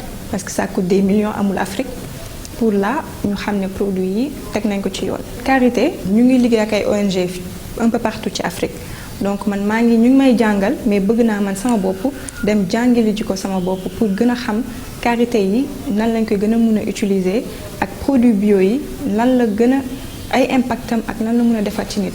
ayurvédique ce sont des poudres yu jógee Asie mooy comme nga dégg henné mooy fuddan amla niim yooyu yëpp am na yoo xam ne am na fii moo tax ma ne Africa meets Asia ñaar yi ñu boole lañ c'est l'Afrique qui rencontre l'Asie moom mooy concept bi. ay jigéen lañ donc on a des super pouvoirs parce que franchement yombul benn yoon nga war a allier sa liggéey ak sa foyer ni may waxee ak yow duma la may foo may tuutale parce que yow góor nga mën jigéen laa te amoo loo ma war a ëppale da ngay jàng ma jàng xam-xam du sexe bi moo ëpp sexe bële bu ma gisee kenn ku amoon problème ci yaramam mu woo ma ne ma résoudre nga ko donc loolu ça fait très plaisir. bon ñëpp instant bi lu ñuy bëgg mooy changer teint du finalité bi mooy nga am teint bu lumineux karaw gu hydraté wu donc sa teint ak nu mu munti mel hydratation bi ci nekk nga nourrir ko ni mu ko war a demee foo taxaw dañ naan waaw yow nan nga mel ni donc mun nga defar sa teint ba mu rafet sans pour autant nga utiliser ay produits éclaircissants. Merci beaucoup, merci à la TFM et à toute ma famille, aux personnes yu nekk ci ginnaaw Karial, donc tout le monde. aw mbaa def nga soin rek bi nga demee def soin capillaire def soin de corps il faut en profiter boo demee yenn reportage yi. Yes, surtout mu nekk produit yoo xam ne dañ koy defar mu nekk yu naturel yu baax. boo demee da ngay dem waa comme Mado ni mi Mado wa toog nee na comme Mado de day dem ma ne ko booy dem yóbbu ma ñu bës ma ndax man xam nga gàtt massage moom bëgg naa ko waaye Mado du la yóbbu boppam lay dem tëdd ñu nemmal ko ba mu nooy nekk. actually naan la fii dafa baax di ko xëcc petit yow moom massage yu Maroc ba léegi moo des sa bopp. bilaay moo tax keroog lañ gëj a massé. du bàyyi ñii daal ma ànd ak ñoom Maroc. anecdote ñu dem comme dañuy séparé góor yeeg jigéen ñi ñu dugg fii ma dugg fii ñu massé leen man daal ma génn xàmmeewu ma leen ñuy doxee nii. sànni ay tànk yéen lan la. lu leen marocain yi def. duñ ko nettali ba léegi nettali wuñ ma ko. keroog lañ gëj a massé sax. mais daal Mado. keroog lañ gëj a Mamadou Ndiaye ak Petit dañoo changé. loolu ban at la woon. mais Petit ba léegi fu ñu nee massage xoola rek xel bi dem Maroc moo kii. mais effectivement. ba léegi waxoo seen spécialité la. dañoo mën nag loolu seen xamam seen spécialité la. di Alaaji Malick laaj ban année la matul. ban message la woon 2017 2018 la. ban message la woon relaxation massage. dañ gëj a massé mais xaw ma lu ñu leen def de ñii dañoo génn changé. wax na ko nee na relaxation massage. Petit di signe rek. Petit ko relaxation massage la woon ba bi ñuy añee Petit bëñ yee ngi fii bu xoolee Petit lan la mu yéen. Petit am nga melokaan nag. moom xoolal Mamadou Ndiaye xel bi demaat na. Mamadou Ndiaye xel bi soriwaat na. mais non seen spécialité la loolu rek la massage moom seen spécialité. ci bàyyi massage nañ leen ne yéen ñii. moo tax duñ ko nettali fenn. am naa vidéo yi jarul nettali yor naa vidéo yi. nee na relaxation vidéo biñ génnee juste Bernadette mooy wax. Bernadette Ndiaye. tey sax dinaa leen ko may dugg leen sama snap. dégg nga bi bu ma wàccee fii may leen vidéo mais en tout cas produits naturels yi moom il faut ñu jéem ci gën a bayaat suñu waar mu gën a jëm kanam parce que déjà bu fekkente ne ñun ñi ñu doon jëli ñoom dem nañ ba ñëw di ko jël si ñun di ko defaraat di ñu ko jaayaat plus cher donc bu ñu gisee doomu sénégalais boo xam ne da koy transformer produits chimiques yi du ci bëri conservateurs yi du ci bëri voilà du ci am 100% c'est très important ñu utiliser waaw 100% naturel la ndaxte boo xoolee at yi passé comme ay 3 ans 4 ans passé li di baar ba xewutoon bu baax moom mu doon xale boo xam ne mu jàppale xale góor yi bu baax a baax pour ñu développe li nga xam ne mooy seen baar ba at the same time natural kii la pour ñu grow seeni ay karaw waaye tamit mi ngi doon participer si li nga xam ne mooy mode ndaxte ndellu bàyyi baar bu dafa rafet xale yi bëgg ko lool. am na ñoo xam ne bu ko fi wax ji bi si di gën a diw baar ba bi dimbali ma ngir yàlla Pape Cheikh moo ñu tooñ. soo demee ay kii guddi day toog ngay tënk muy di grosse ma ne ko Pape ma ko ne ko tooñ nga ma. comme soo demee si yenn réew yi nga xam ne dañuy def li nga xam ne mooy surgery pour defar ay hanche ak yooyu noonu léegi ñu ngi commencé di implant barbe comme ni ñuy defaree implant karaw si kii ba ñu ngi koy def si barbe waaye kii produit yi moom daf lay naan lii is very effective ndaxte moom dafa am karaw bu gudd daf ko commencé moom si boppam daf ko testé si boppam ba mu xam ne lii dafa nekk loo xam ne it is day réussir depuis 2017 si la commencé amin di def li waaye jël na ko presque lu ëpp 5 ans mu bind projet bi di ko togg ndànk-ndànk comme sànq rek Mado li nga doon wax si affaire ñu gëm seen bopp parce que doo xëy tey rek nga ne damay def lii nii tey mu sotti tey it must start from one you take one step te moom mu nekk si nag waaye kii wu yàkkamtiwut benn yoon mu nekk di ko travail ba léegi jóge na si li nga xam ne mooy hair products mi ngi defar waa hair products léegi mi ngi defar li nga xam ne mooy skin care product lépp loo xam ne is 100% natural Karma produit bi mi ngi tudd Kayal products mi ngi ciy def lu bari ba pare daf ko modernize doo dem jox ko xaalis pour nga jënd non si sitam ngay dem lépp loo bëgg a xam mi ngi foofu doo ko woo téléphone di ko naan nii lépp la fa bindal routine bi nooy def nan ngay kii reviews everything mi ngi foofu noonu ba pare soo xoolee sitam bi literally is the best sit in fii nii Sénégal in terms of jënd ak jaay lépp loo bëgg a xam lépp jaru texto wala dara mu nekk jeune boo xam ne orange dañ ko ràññee ba ñu dem seeti ko am ak moom spécial kii boo xam ne dañ ko def ak moom orange jàppale ko bu baax a baax kon kooku mooy Karma Bijou Ndiaye moom lañ amoon tey as the woman of the week li muy def ni yëpp c'est à base de plante mooy garab bi garab yi ñuy saxal garab yi ñuy saxal moom lay jël ñu bari sax su ñuy def seen ay product dañuy jël karité mu doon seen main product mais moom karité bokk na ci waaye moom plante yi nga xam ne mi ngi fii gàncax bi moom lay jël defar ko te soo gisee des fois nu muy dégousser is it dégousser or whatever dégousser la ngay wax nii xamuñu ko de déguisé waaw lu muy sol déguisé lu muy sol exactly kii bi en fait non kii bi lay wax the mask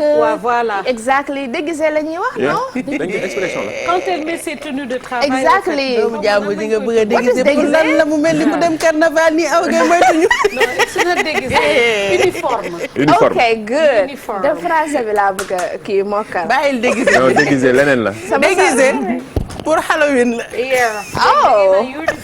okay right so boo ko waxee Halloween dina comprendre ba bañ a seeti beneen fête nañ ko Mardi Gras da nga naan ko Halloween rek mu xam ne déguisement foofu lay ko so literally dafay si këram la koy defaree mu doon loo xam ne day solu dem defar ko eneen mi ngi practice li nga xam ne dafa important trop tout le temps da nga ko fekk mu raxasu takk sol ay gants xam nga like everything surtout daf ko teg si yoon ba pare même yi nga xam ne dañ koy utiliser ay sponge comme ñu dañuy jékki-jékki jël sa loxo raxas noonu moom dafa defar loo xam ne à base de maïs la defaree éponge yi pour yi nga xam ne moom nga raxasee sa kanam defar moom peñe boppam boo xam ne ay barbe yi ak yooyu noonu si barbe bi moom ngay use pour kii bi ak yooyu produit yi nag xam naa sama package baa ngi ñëw su ñëwee dinaa leen ko indil incha allah waaw suñu package yi exactly mu doon xale boo xam ne am na avenir bu ko indil kii de dañuy am beneen problème xam nga Pape bi mu fi yor barbe bi dafa yor pochette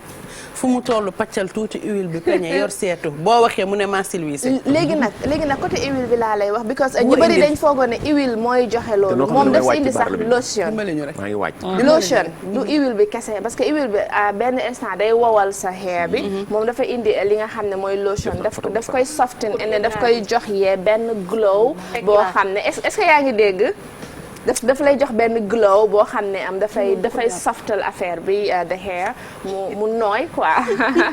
Mamadou Ndiaye barbe bi du ko jàpp may wax mu naa ma def naa photo bi. ma ne ko bu dee filtre snap bi moo la jay. léegi Ndiaye yow léegi yónnee ma photo bi. barbe bi toi tu es beau comme ça. léegi comme ça léegi ma ñëw dugg ci baar dañuy jëm mag nag. xoolal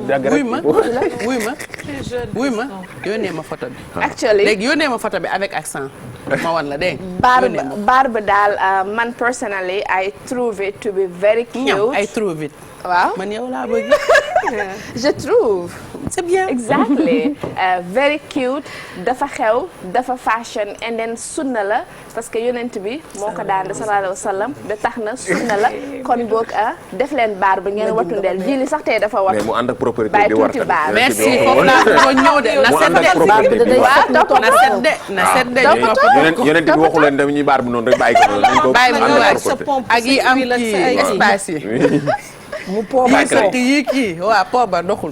donc so basically kooku mooy Xaar Diagne Karma Bijou Ndiaye kooku moo doon the woman of the week di wax sénégalais yëpp ñu jàppale ko bu baax a baax ci li nga xam ne moom la start pour su ko defee mu am employés mu employé ñu bëree bëri mu dem ba am ay usine dem partout si àdduna bi di fa jaay li nga xam ne mooy made in Sénégal products. merci beaucoup Awa Gaye ci woman of the week c'est très important jigéen ñi ngay indi nii ñuy servir exemple seen yeneen mbokku jigéen yi semaine prochaine dinañ la xaar ak beneen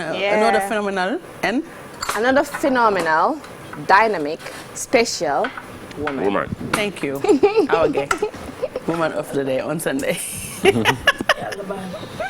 ñu ngi lay xaar lundi ak beneen jigéen important ñuy am jigéen yoo xam ne dañuy servir d'exemple dañuy respirer tuuti nag ak benn son bi nga xamante ne moom ngeen bëggoon sànq waaye dafa wàccagul woon man mi moom laa bëggoon Youssou Ndour ak Omar Pène ci fii tay bi passé mu nekkoon moment boo xamante ne c'est un moment très très émouvant ñu may leen ngeen dundaat ko avant ñuy def le point corona waxtaanee deuxième vague bi nga xamante ne sénégalais yi ñi ngi commencé di tiit mu am fii ci dëkk bi.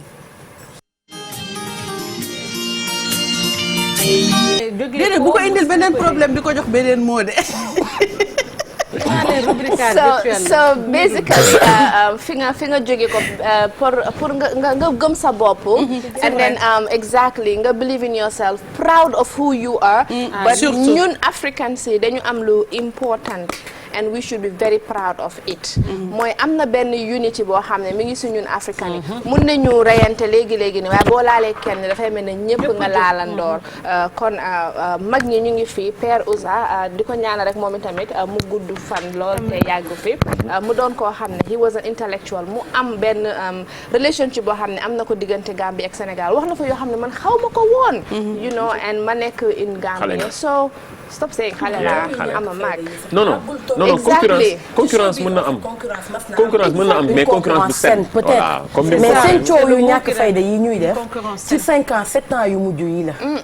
et malheureusement maintenant après dañuy naan foog mag ñi boot ndaw ñi am na ndaw ñu neexul a boot ndax dañoo am béjjén.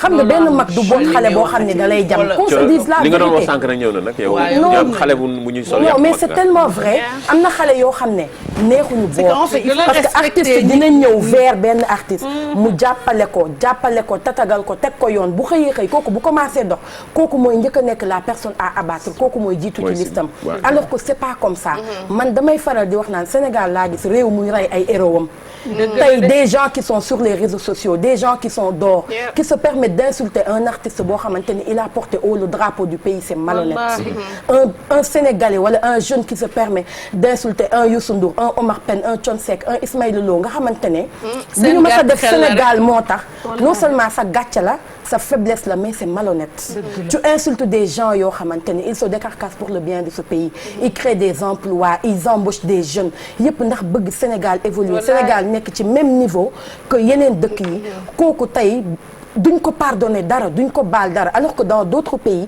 dañuy jël ñooñu def leen héros ku leen laal mu jaral leen seen bakkan yi ñuy yor di ko tayle nañ ko tayle ci doomi réew mi ñi ko jar est-ce que tu comprends c'est des choses yoo xam ne c'est écœurant et malheureusement quand tu en parles yenn saa dañ ci sax wax ak xol sa xol day jeex parce que c'est des dignes fils yoo xamante ne tey seen ay millions ak seen ay milliards bu leen neexoon téye ko lekk ko ak seen ay doom dara du leen ci fekk ñi ngi fexe ku leen gis ci sa bopp parce que xam nañ li leen réew mi amel she deserves a big hug. waaw kay dama ko huggal fa mi. dëgg la ñun ñëpp de en collectif. tu le mérites tey. merci she needs a big hug. wëral kaay.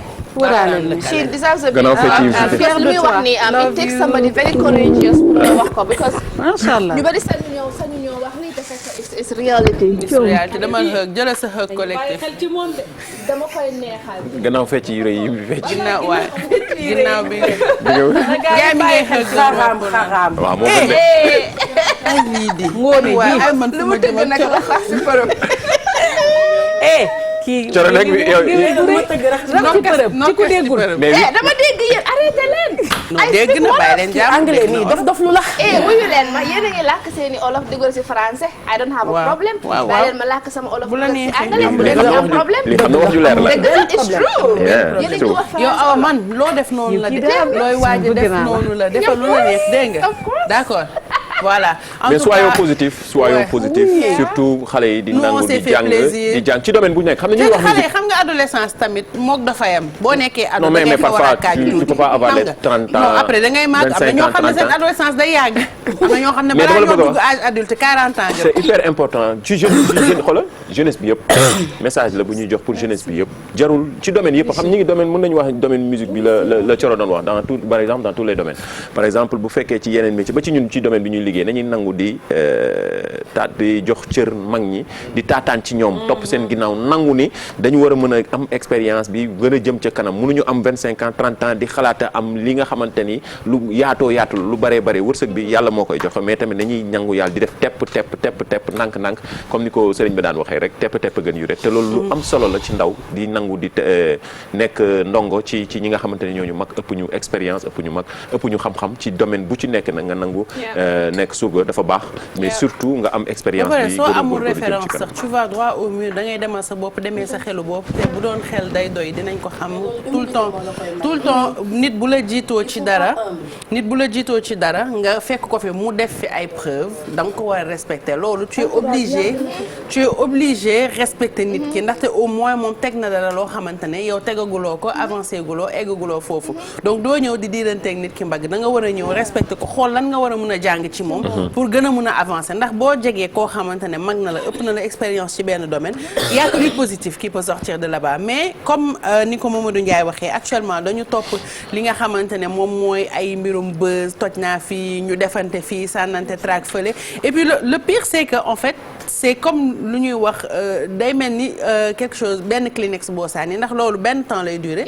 buñ ci jógee fàtte nañ la de nit ñi dem nañ seeti beneen affaire boo xamante ne mooy sensationnel mooy jamono li may wax rek les choses jamono la quelque voilà évolue et puis dafa gaaw léegi dafa gaaw ki nga gis ngoo xamante ne bu fekkee xam la ak buzz léegi recherche bi yëpp loolu la toujours ku ñu xam la ñu nga def buzz nga def benn affaire boo xamante ne mais ku nekk ak sa choix ci sa dund donc li wax ni li gën a am solo daal lu am benn lu mu resté lu pérenne mooy loo xamante ni sa jàng la xam-xam moom kenn mënul amul njëgam ci lépp domaine boo nekk te loolu am na solo donc nag critiqué wuñu kenn joxewuñu leçon de morale pour kenn qui que ce soit jamono moo ni toll dañuy xool li nga xamante ni mooy yoon bu baax bi ñu war a mën a jaar muy ndaw ñëpp ñun ñu gën a mën a yëkkati Sénégal comme ni ko Coro doon waxee drapeau Sénégal moom duñu denc ci am na ñoo xamante ni yàgg nañ ko yëkkati te ñooñu dañ leen gën di warmaal loolu lu am solo la.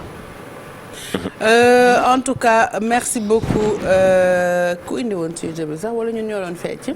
waaw ñun ñoo dem ba mu neex ñu yëf yi neex ñu ñun sedd suñu xol yaa ngi dégg ñu débat ci lii yëpp c'est kenn laajuñu ko sax waaye yàlla baax. kenn laajuñu ko non ci way kii lañ nekkoon kenn laajuñu ko. mais man kii laa bëgg ndaw si damay nettali li ngay def nii. ñoo Sénégalais yooyu dëkk kat ñu bokk ci salle bi la.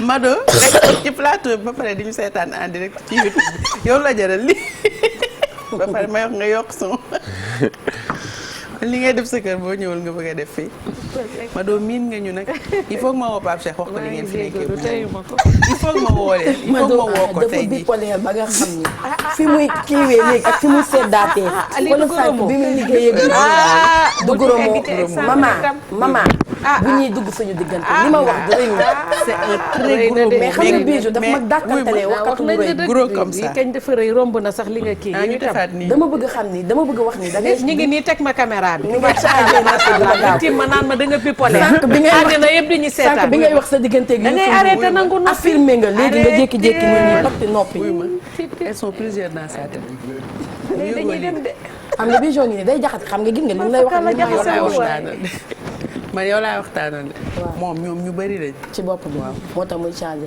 ñoom Chantal ñoom Rokhaya ñoom Tabax waaye waxtaanu biir nag dafa am ak waxtaanu télé bu leen di fàtte y a des gens qui nous regardent tam waaye léegi tontu ma man tontu ma invité bi mi ngi bëgg ñëw tam. seetaan pour la. sopp leen rek ak am cofeel ci yéen yàlla xam na ko dama leen bëgg aw ma sago sax ci yéen. ñoo la gën a bëgg Mado. on va recevoir benn invité buy ñëw waxtaan ak ñun ci lu am solo muy xeex coronavirus ci kanam Coro xam naa ci kanamam nga nar a defee point corona beeg deuxième vague bi nga xamante ne ñu ngi koy ragal fii nii ci Sénégal. mais en attendant dañuy dem xool benn clip boo xam ne Djeba mi ngi ko def jagleel ko jigéen yi muy décoré un clip qu'on adore Djeba nous on t'aime tu es adorable mun woy macha allah di def clip de qualité nombre de vues waxe na ko parce que nit yi moom léegi boo defee lu leen neex ñu vu la aimé la boo defee lu leen neex ñu bañ laa aimé ba pare kenn du la seetaan Djeba décoré pour toutes les femmes. Djeba décoré donc un jeune boo xamante ne il va falloir compter avec lui ci musique sénégalaise parce qu'il est pétri de talent on va le recevoir xam naa d'ici quelques jours pour waxtaan ak moom ci yi nga xamante ne moom lay liggéey ndaxte franchement chaque jour da nga koy gis muy gën a améliorer li muy def que ce soit ci côté musique bi que ce soit ci côté clip yi te li ma ci gën a neex moom ak groupe am ñoom ñooy produire li ñuy def rek muy abadan waaye ay nitu Thiès lañ je vous aime. I need to Thiès. Thiès la jógee okay. From Thiès, Djeba. But you know he's educated. He's a university student. Yeah, day jàng. Waaw, he's educated. And then loolu am na benn affaire bu mu def si musique am surtout si génération bi. jàng lu mu àndal day baax. teel a bàyyi jàng baaxul. donc boo leen di jàng continuer leen même bu dee liggéeyoo leen si nga xam te moom ngeen jàng sax mun na leen servir ëllëg lu mu ànd day am benn xeetu organisation daal booy am xëy na xam naa li ñuy compartimenter sa cerveau bi di ci dugal lu nekk histoire fii géographie fee mathématique fële chimie fee mooy tax après da ngay organiser jël li dugal fii jeex na moo tax dañu naan compas mosoo am problème ba utiliser ko mais booy réfléchir ci utilisation wu compas sa cerveau day concentré wu donc ça te permet de te concentrer quelque part compas da nga am problème ba jël équerre wala rapporteur doo ko jël waaye day tax nga organiser. mais c'est vrai mosoo am problème ba jël équerre jël compas bi rek à moins que nga nekk architecte.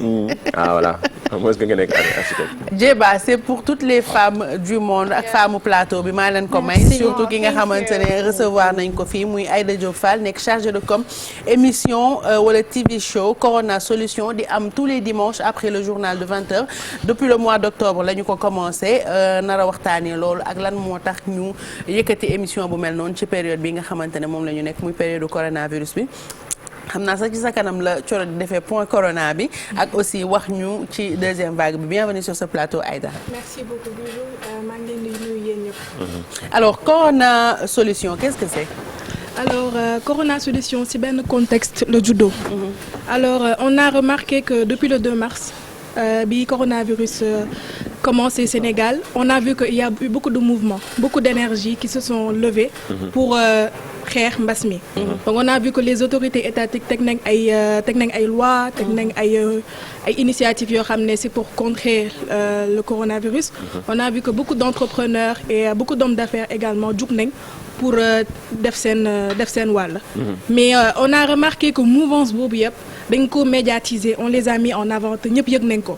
mais on a remarqué que dafa am benn acteur boo xam ne dafa am solo te moom mooy réew mi mais fusul torop et c'est la jeunesse donc on voit que âge moyen Sénégal c'est 19 ans donc nous sommes la majorité de la population donc on peut dire que ñun ñooy Sénégal et donc bi mbas bi commencé on a remarqué que énergie tamit am na benn énergie bu fort bu émerger et c'est celle de la jeunesse et donc elle n'était pas visible fusul woon torop et mon organisation Solution Factory fi may yëngoo on a voulu intervenir on a voulu faire émerger ces jeunes-là qui entreprennent des initiatives yoo xam ne ñu ngi def lu am solo pour fësal leen parce qu'on a remarqué qu'ils n'étaient pas encore visibles donc on a essayé de générer énergie jeunesse boobu noonu yëpp tous les jeunes qui ont posé des actes forts réunir leen ci benn cadre ci benn émission donc loolu moo jur Corona Solution donc ce sont les solutions des jeunes pour lutter contre le coronavirus pexe ndaw yi ngir xeex mbas mi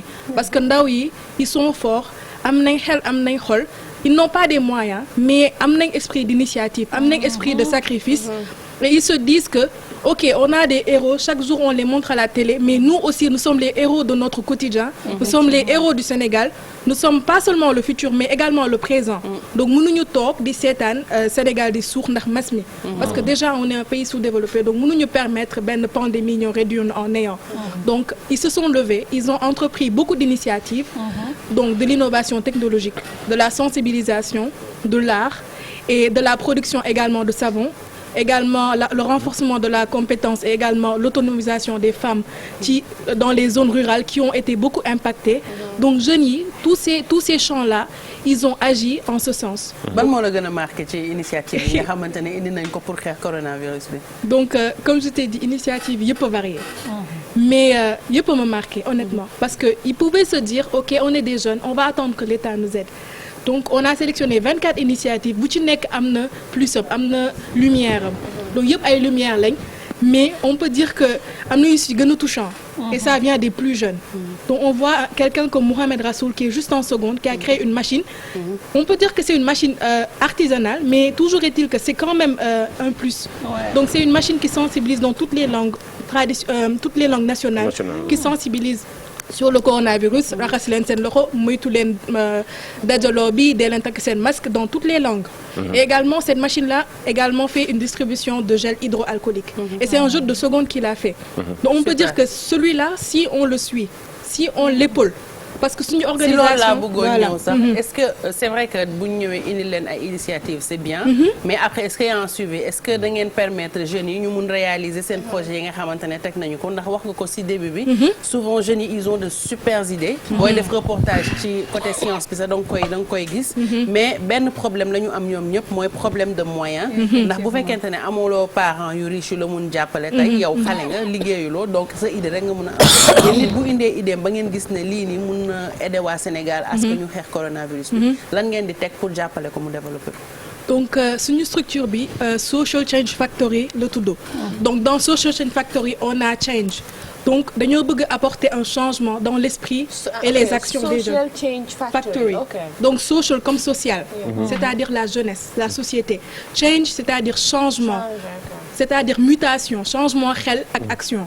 Factory en anglais ça veut dire usine. Yeah, a factory. Usine, exactement. Donc ñun on peut dire que usine à changement lañ en fait Social Change Factory c'est-à-dire que ñun dañoo bëgg a teg ay actions yoo xam ne dafay changer esprit jeune bi nga xam ne il va se sentir capable de réaliser ses rêves donc ñun Social Change Factory en établissant Corona Solutions on les a aidés à avoir benn visibilité médiatique c'est-à-dire à Corona Solutions avec sur la TFM ils vont avoir une certaine visibilité ñi dinañ ko gis dinañ teg bët seen initiative yi les bailleurs les entrepreneurs les milliardaires de ce pays vont voir ces jeunes ils vont se dire ok ces jeunes méritent le financement également avec les partenaires qui nous épaulent à Social Change Factory chaque initiative va recevoir une enveloppe de 500 000 francs qui vont les aider c'est juste une sorte d'encouragement c'est juste une sorte d'encouragement parce que ces initiatives là sont tellement incroyables que loo si mën ci investir du doy donc chacun va recevoir cette somme là et il y a également un vote qui se passe c'est-à-dire initiative yi dañ leen di jàppale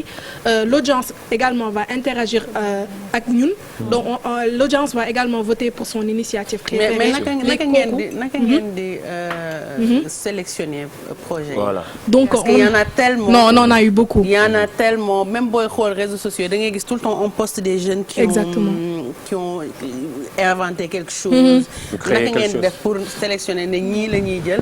Et puis est-ce que bu corona bi jeexee di ngeen xalaat continuer ci yeneen domaine. Exactement. Donc, on en a eu tellement d'applications. Donc, dans tout le Sénégal. Donc, ces 24 initiatives-là qu'on a sélectionnées, c'était dans tout le Sénégal. Et on a eu beaucoup d'applications. Mais on a eu des critères. Et donc, ces critères-là nous ont permis de choisir initiatives qui ont un impact. C'est-à-dire qui ont touché le maximum de Sénégalais. Et qui ont une efficacité vitamine moins gën. Comme par exemple des machines qui ont révolutionné la méthode de lavage des mains. Comme une initiative qui s'appelle Kaira Khassou.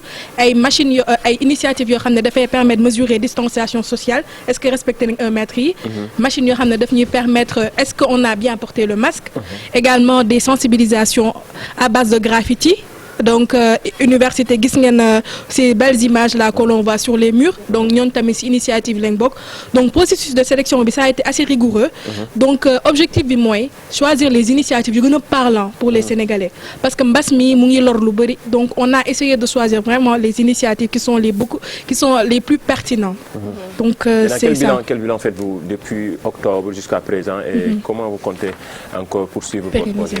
Donc on a eu beaucoup de retours positifs par rapport à l'émission. On a touché beaucoup de Sénégalais. On a investi également réseaux sociaux yi, partager contenu yi pour que Sénégalais gën ci teg seen bët et surtout la jeunesse.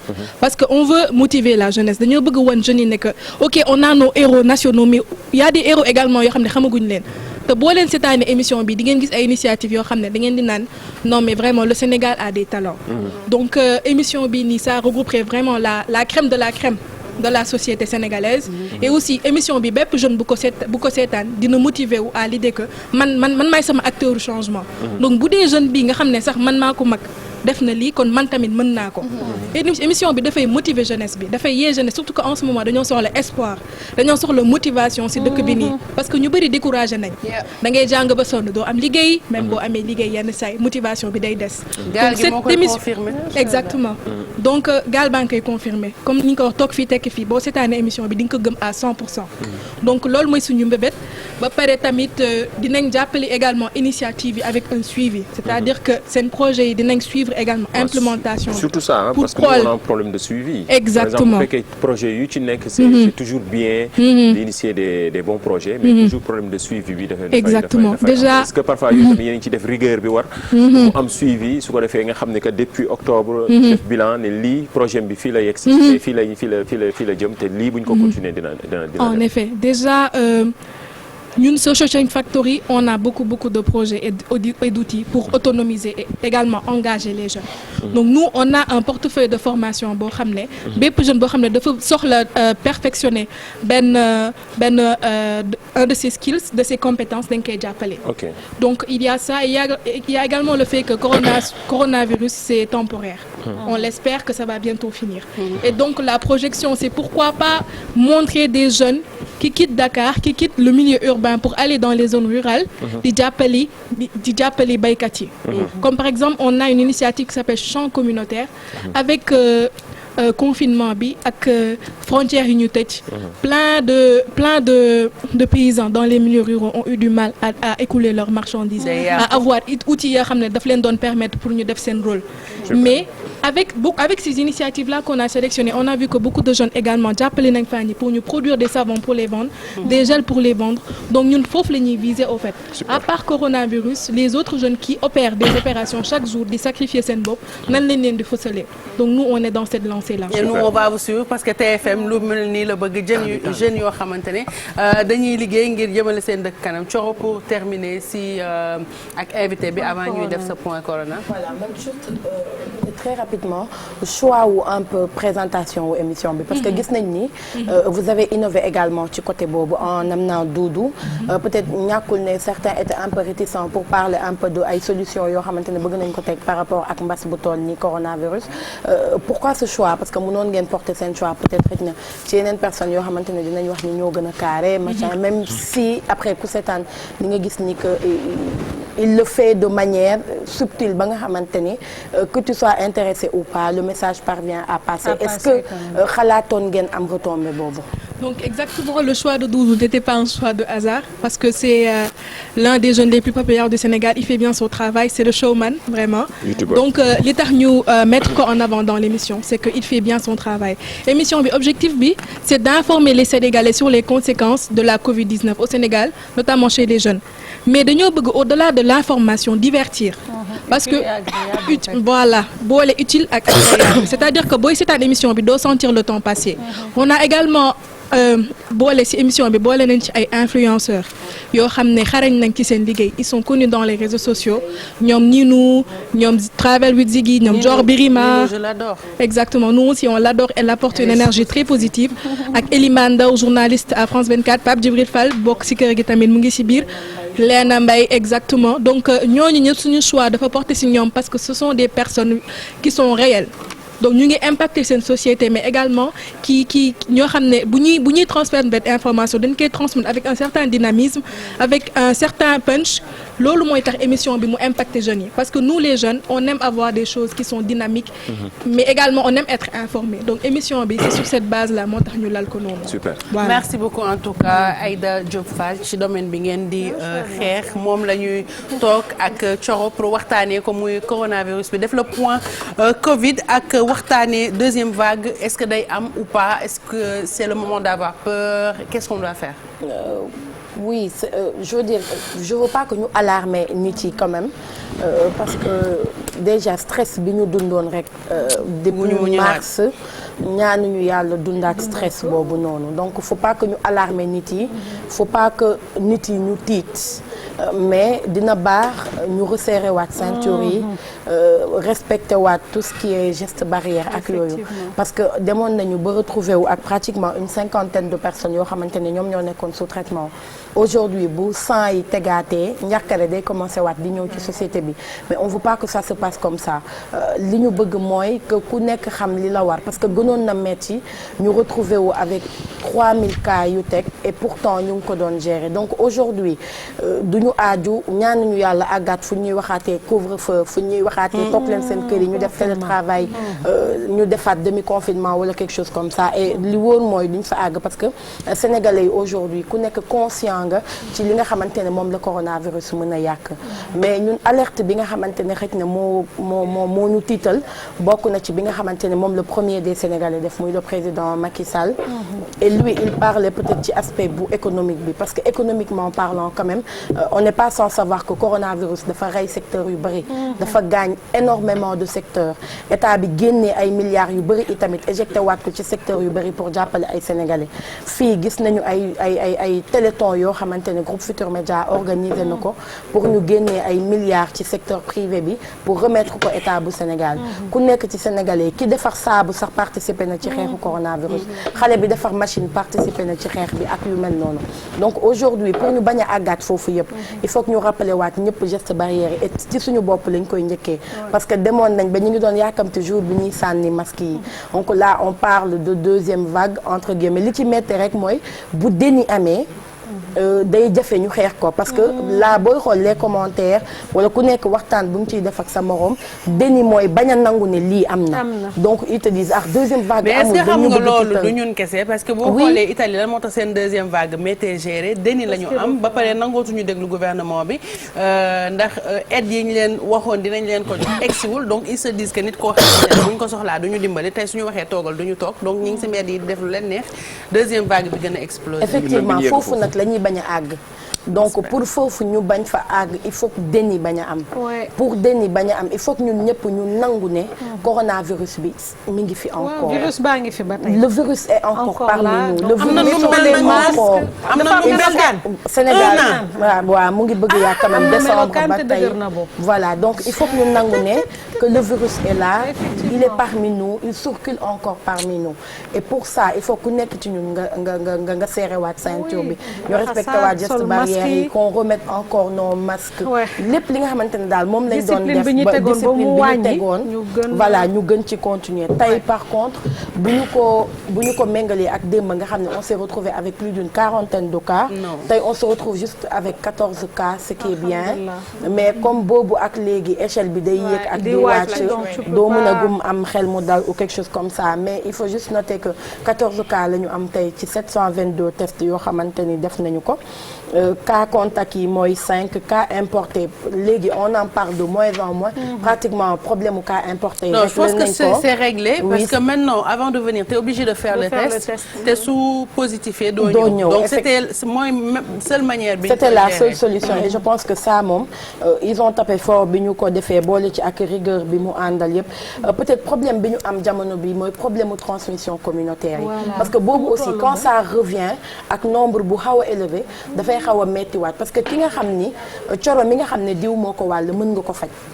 wala mën nga retracer plutôt mais ki nga xam ne xamoo fu wàllante bi jógee pour nga retracer ko c'est assez compliqué aujourd'hui par exemple si on se retrouve avec 9 cas communautaires dafay xaw a bëri fu mel ni Grand Dakar par exemple ñoom ñoo ci am ak Kër Massar ak Liberté 6 Mamelles Mermoz Ngor Nord Foire Pété ak Point E ku nekk am benn xam nga loolu dafay xaw a bëri ñu ngi gis ni que taux bi wér mu ngi commencé waat di wàññeeku ça aussi du xaw a dal xel torop là on se retrouve avec 10 patients yoo xamante ni ñoom ñoo wér cas grave yi mu ngi échelonné waat nànk-nànk tey on se retrouve avec 6 cas graves on n'a pas noté de décès heureusement donc aujourd'hui bi mu fi ñëwee ak léegi on compte plus de 16 000 cas yoo xamante ni Sénégal jot na ko am plus de 15 000 yi ñoom ñoo wér 333 yi ñoo ñàkk seen bakkan aujourd'hui 148 personnes ñoo nekk sous traitement xam nga bëri woon na ci jamono boo xamante ni on parlait de 50 personnes yu nekk sous traitement ak yu mel noonu donc économiquement encore une fois on le dit et on le répète président Macky Sall nee na du ñu àttan deuxième vague te bu ñu am économie bi bu doxul du ñu lekk du ñu naan suñu doom yi du ñu jàngi bu ñu feebaree du ñu faju donc de grâce il faut que encore une fois kuy soññ sa bopp ngay njëkkee que ñëpp defaat li ñu defoon télévision yi delluwaat ci soññ bi bu baax a baax que tout le monde s'y met et que ñu mën a éradiquer coronavirus dellu ci suñu ay grand bal ak yu mel noonu. surtout grand bal. important na daal ci décembre surtout grand bal. on risque de passer ay fêtes de Noël yu ndóow te loolu bëgguñu ko donc nañu takkaat masque yi rek te sedd bi mu ngi ñëw dina baax. yàlla baax na en tout cas corona ni mu def 2020 bi nii moom bu ko naree def 2021 dañuy simili ko xeex. déedéet bu mu ñëw ci ils ont un peu causé ça par contre. Ouais. Tout à l'heure j'ai entendu un des médecins le dire. Comme dañu commencé dugg ci seddaay bi les gens ont tendance à tout fermer donc te d'habitude comme foofu nañu wax que voilà donc il faut vraiment aérer comme waxoon nañu que naaj bi da ciy participer bu baax pour rey virus boobule mais comme ni ñu wax seddaay bi la moo taxit je pense que la seule solution c'est de faire peut-être ce que Thioro a dit respecter les mesures voilà takkaat masque yi c'est important fexe solution jóge fi yëf yi jóge fi corona bi jóge fi ci TV show bi di corona solution di ngeen am solution yu bari ngir xeex feebar bi avant ñuy quitter xam naa ni Adja dina leen joxaat quelques conseils rek pour xeex li nga xamante ne moom mooy coronavirus sonnal na ñëpp.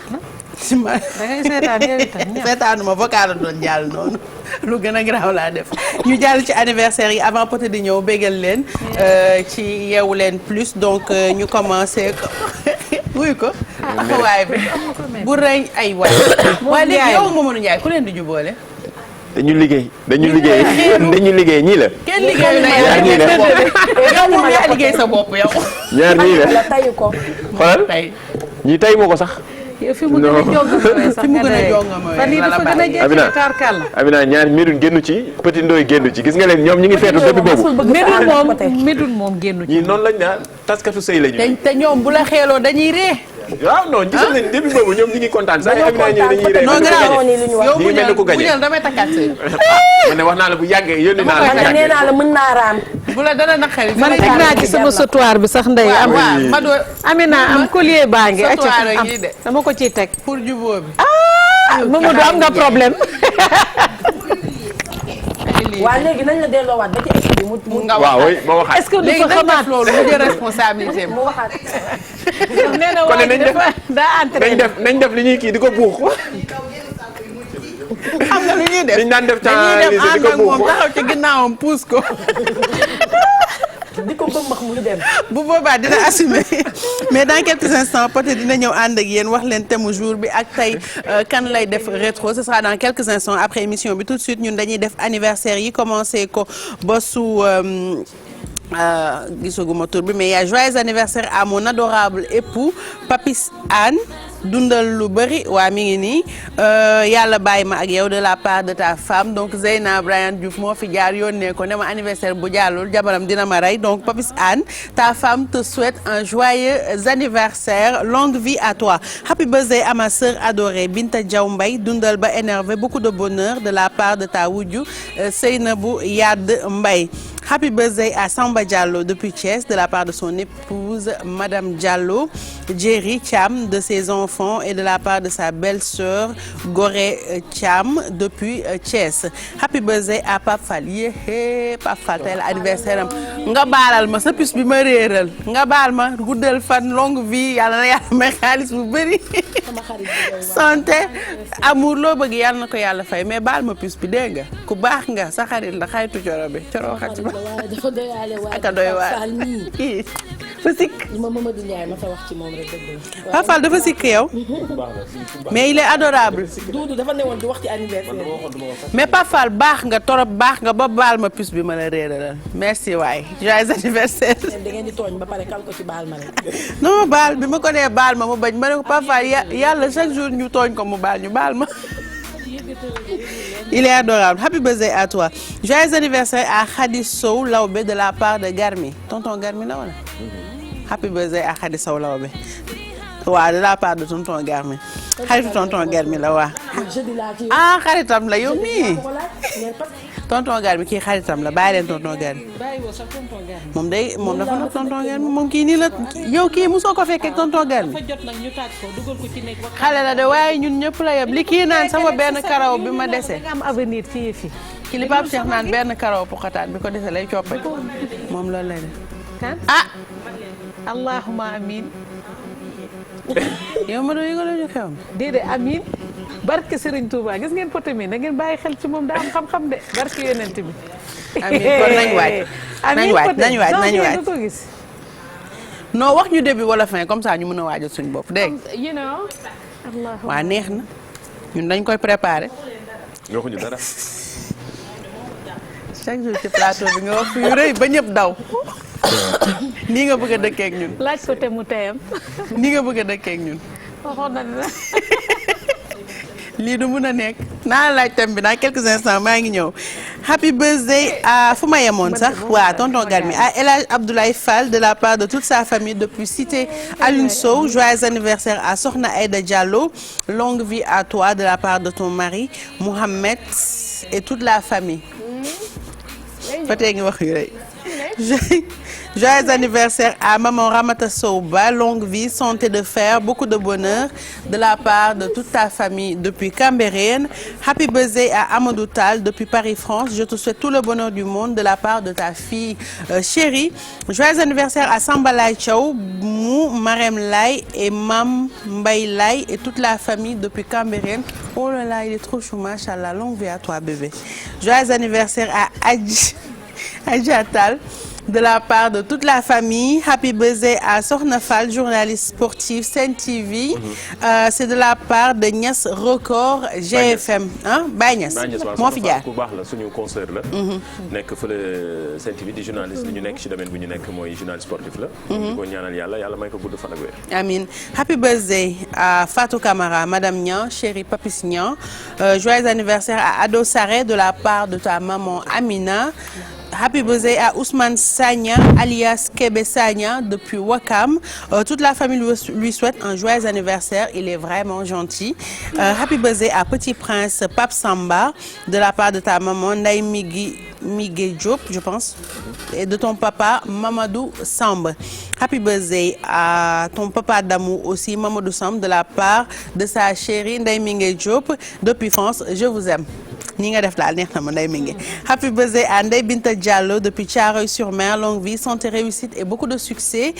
Joyeux anniversaire à ma fille Debo, grandie en âge et en sagesse de la part de Madame Thiaw Awa Diop. Joyeux anniversaire à Guetta Sarr Niang de la part de son mari Mor Bassine Niang. Happy birthday à Khadim sa boss la. Notre collègue Mor Bassine. Bu record. D'accord. Happy birthday Madame Niang. Happy birthday Madame Niang. Joyeux anniversaire à Khadim Sarr de la part de toute sa famille. dem leen yéen léegi ngeen commencé fay di ci anniversaire yi Khadim di ko souhaiter un joyeux anniversaire di ko gisee nii sama morom la. waaw fi mu toll de sa TTC la. c'est que boo gisee ak jëmu jég yi xale la. Ndiaye dañuy xool sa TTC. acca yow dag ñoo na. mais Khadim di ko souhaiter un joyeux anniversaire sunu sëriñ la sunu xarit la yàlla may ko gudd fan ak wér. amiin jërëjëf. happy birthday à la petite fu ma nekkoon sax Khadim waaw joyeux anniversaire à Fanta de la part de Yasmina Dia qui te souhaite une longue vie. Happy birthday à la petite Daba Mbaye grandie en en âge et en sagesse avec une réussite totale. Happy birthday à Bathie Drizzy de la part Drizzy premier de la part de Mame Balla Khoudia Kane Prési Cissé Pape Djibril Diagne Dior Gueye waa internet bi daal waa les influenceurs Drizzy je l'adore ay wax yu garaaw lay wax tout le temps inspiré très inspiré foon parfois di ko collègue toujours ak actualité sénégalaise bi wax li ñuy dund suñu société bi di ko ñaanal yàlla gis naa dem ba tey gaa yi ngi koy ñaanal yàlla ñaan yooyu yëpp yàlla na ko yàlla may mu dal ko ci jàmm yàlla may ko mu feete ko ay at yu bari ci influenceur xale yi 2.0 yi yow sax yow lañu mën a lijjanti yow parce que tu as beaucoup de tontons et de tatas et de frères et de sœurs ba pare gën a jaloux waaw mais on va te faire des scènes tous les jours maintenant boo nee tonton ñu dóor la nga ne tata ñu dóor la frère ak sœur c'est fini boo ko seey ñu lijjanti ñam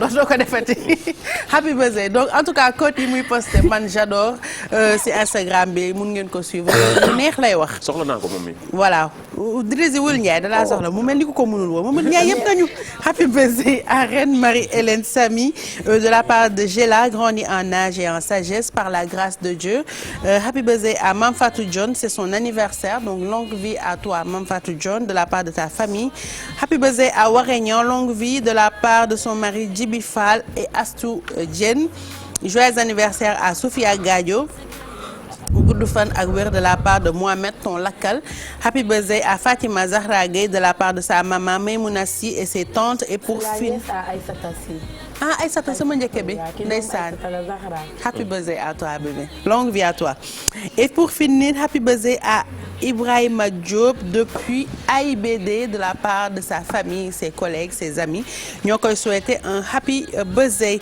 donc voilà anniversaire yi jeex na rubrique yi jeex na photo bi kenn mënu ko télécharger léegi loolu tam ay xeetu cat la rek ay xeetu cat la ay tam xam naa ne sa photo bi moom tey malheureusement du mën a jàll mais ñoom tante ñoom Adam bi tey ñoom Marème bi tey ñoom ñëpp wooteel nañu yónnee nañu photo def nañ lépp pour ñu souhaiter un très bon anniversaire waaye sa photo bi yow suba la kii bi bañ sûrement suba incha allah dinañ essayer jàllale ko ay Thiam mais quand même bon anniversaire sa famille yëpp ñu ngi lay ñaanal j'en profite aussi pour souhaiter un bon anniversaire à Madame Ndiaye Adji depuis France yaayu Mam Sey ak Cheikh Ahmadou Bamba ñoom Ousseynou ak toute la famille qui souhaite un très bon anniversaire passe une belle journée. merci Thioro rubrique yi jeex na anniversaire yi jàll na invité bi jàll na mun nañoo jeexal moom lañ doon xaar dañ lay dóor perte de vue bi tam mënuñu télécharger photo moom tamit Papa Abdou Diop moom tamit xam naa suba incha allah dinañ ko jàllal parce que depuis le 9 novembre la xale bi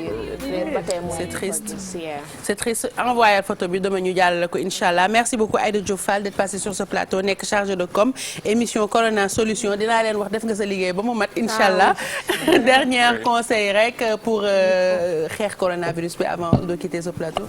Alors, comme vous l'avez dit tout à l'heure, respectez mesures barrières yi bu leen fàtte ne que même au bureau même entre famille il y a toujours le coronavirus donc loolu ñu bañ ko fàtte parce que ñii dañ foog ni ci mbedd bi rek lañ mën a moytu. xam naa ñun moom fii moom benn nit bu corona bi mooy ñu.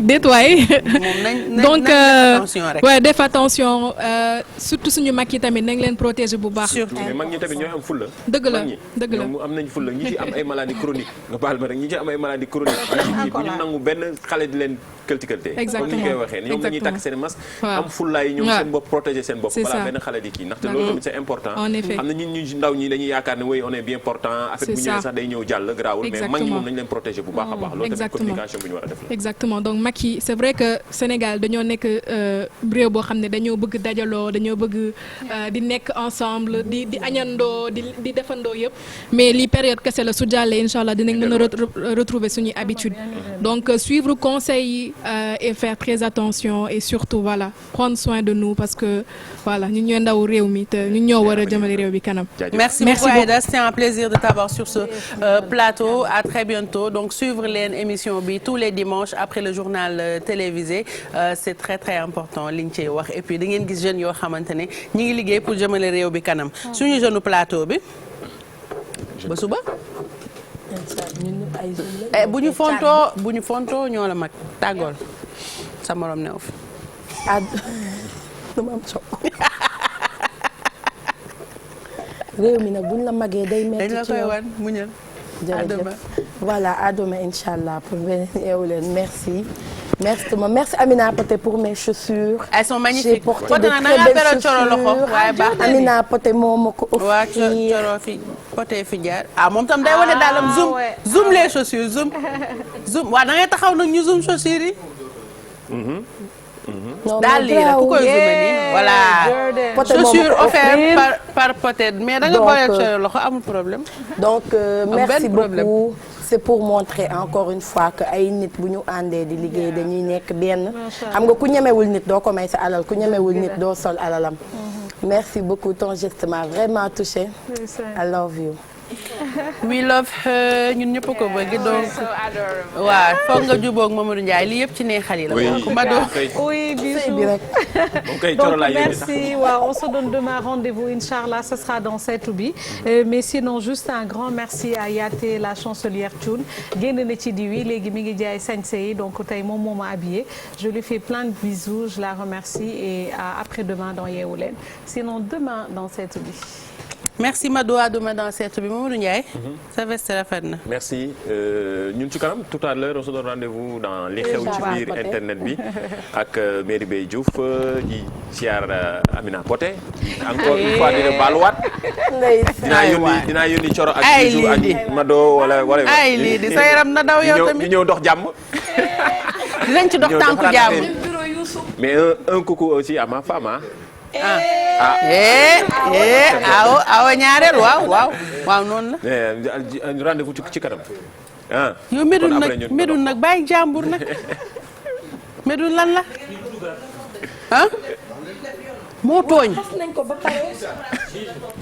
moo tooñ dina du gàdde déedéet dafa triste il faut que mu du gàdd.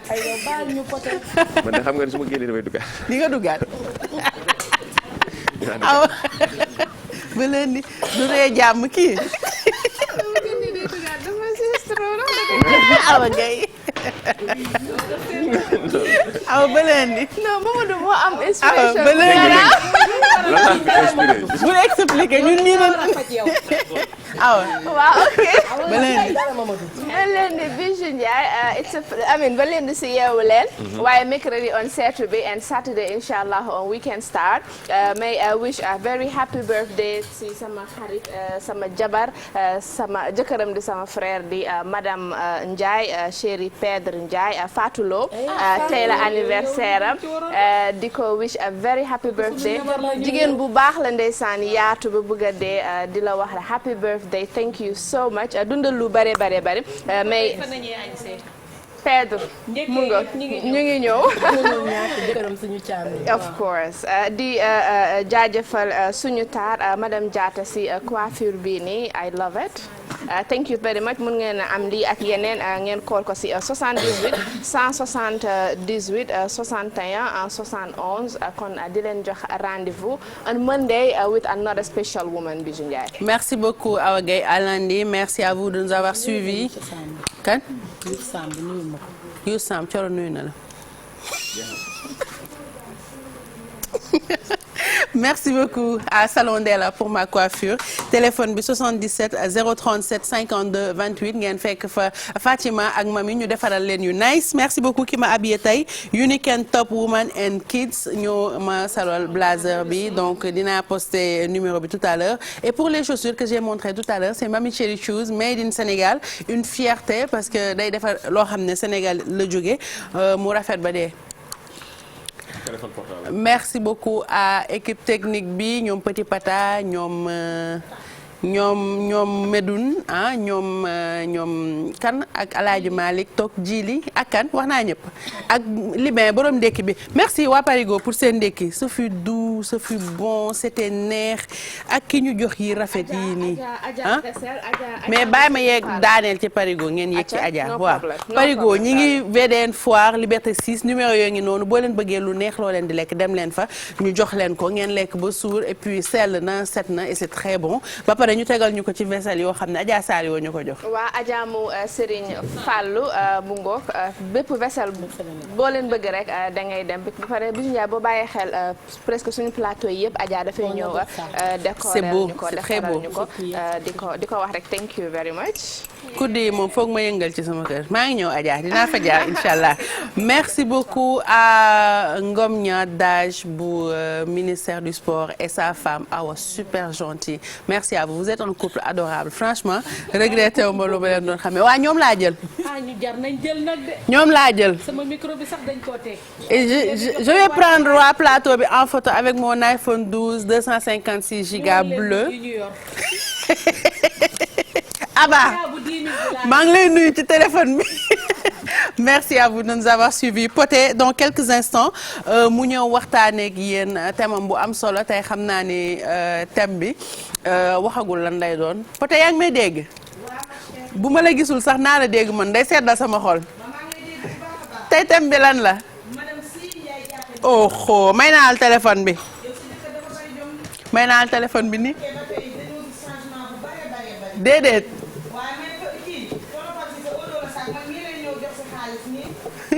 waaw tonton Pape Cissé moom bu ñu ko gisee suñu xel day dal surtout ci décembre bi nii di dugg si waaw.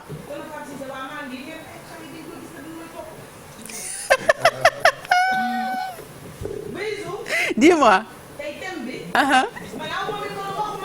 yaa ngi wax ah. waa kon xoolal ci kanam ñu ñëw ci thème bi en tout cas téléspectateurs yi bu leen bouger Poté ngi ñëw jox leen thème bu am solo son yu am solo animation bu neex et nous on vous donne rendez-vous demain dans Yeewu Leen incha allah.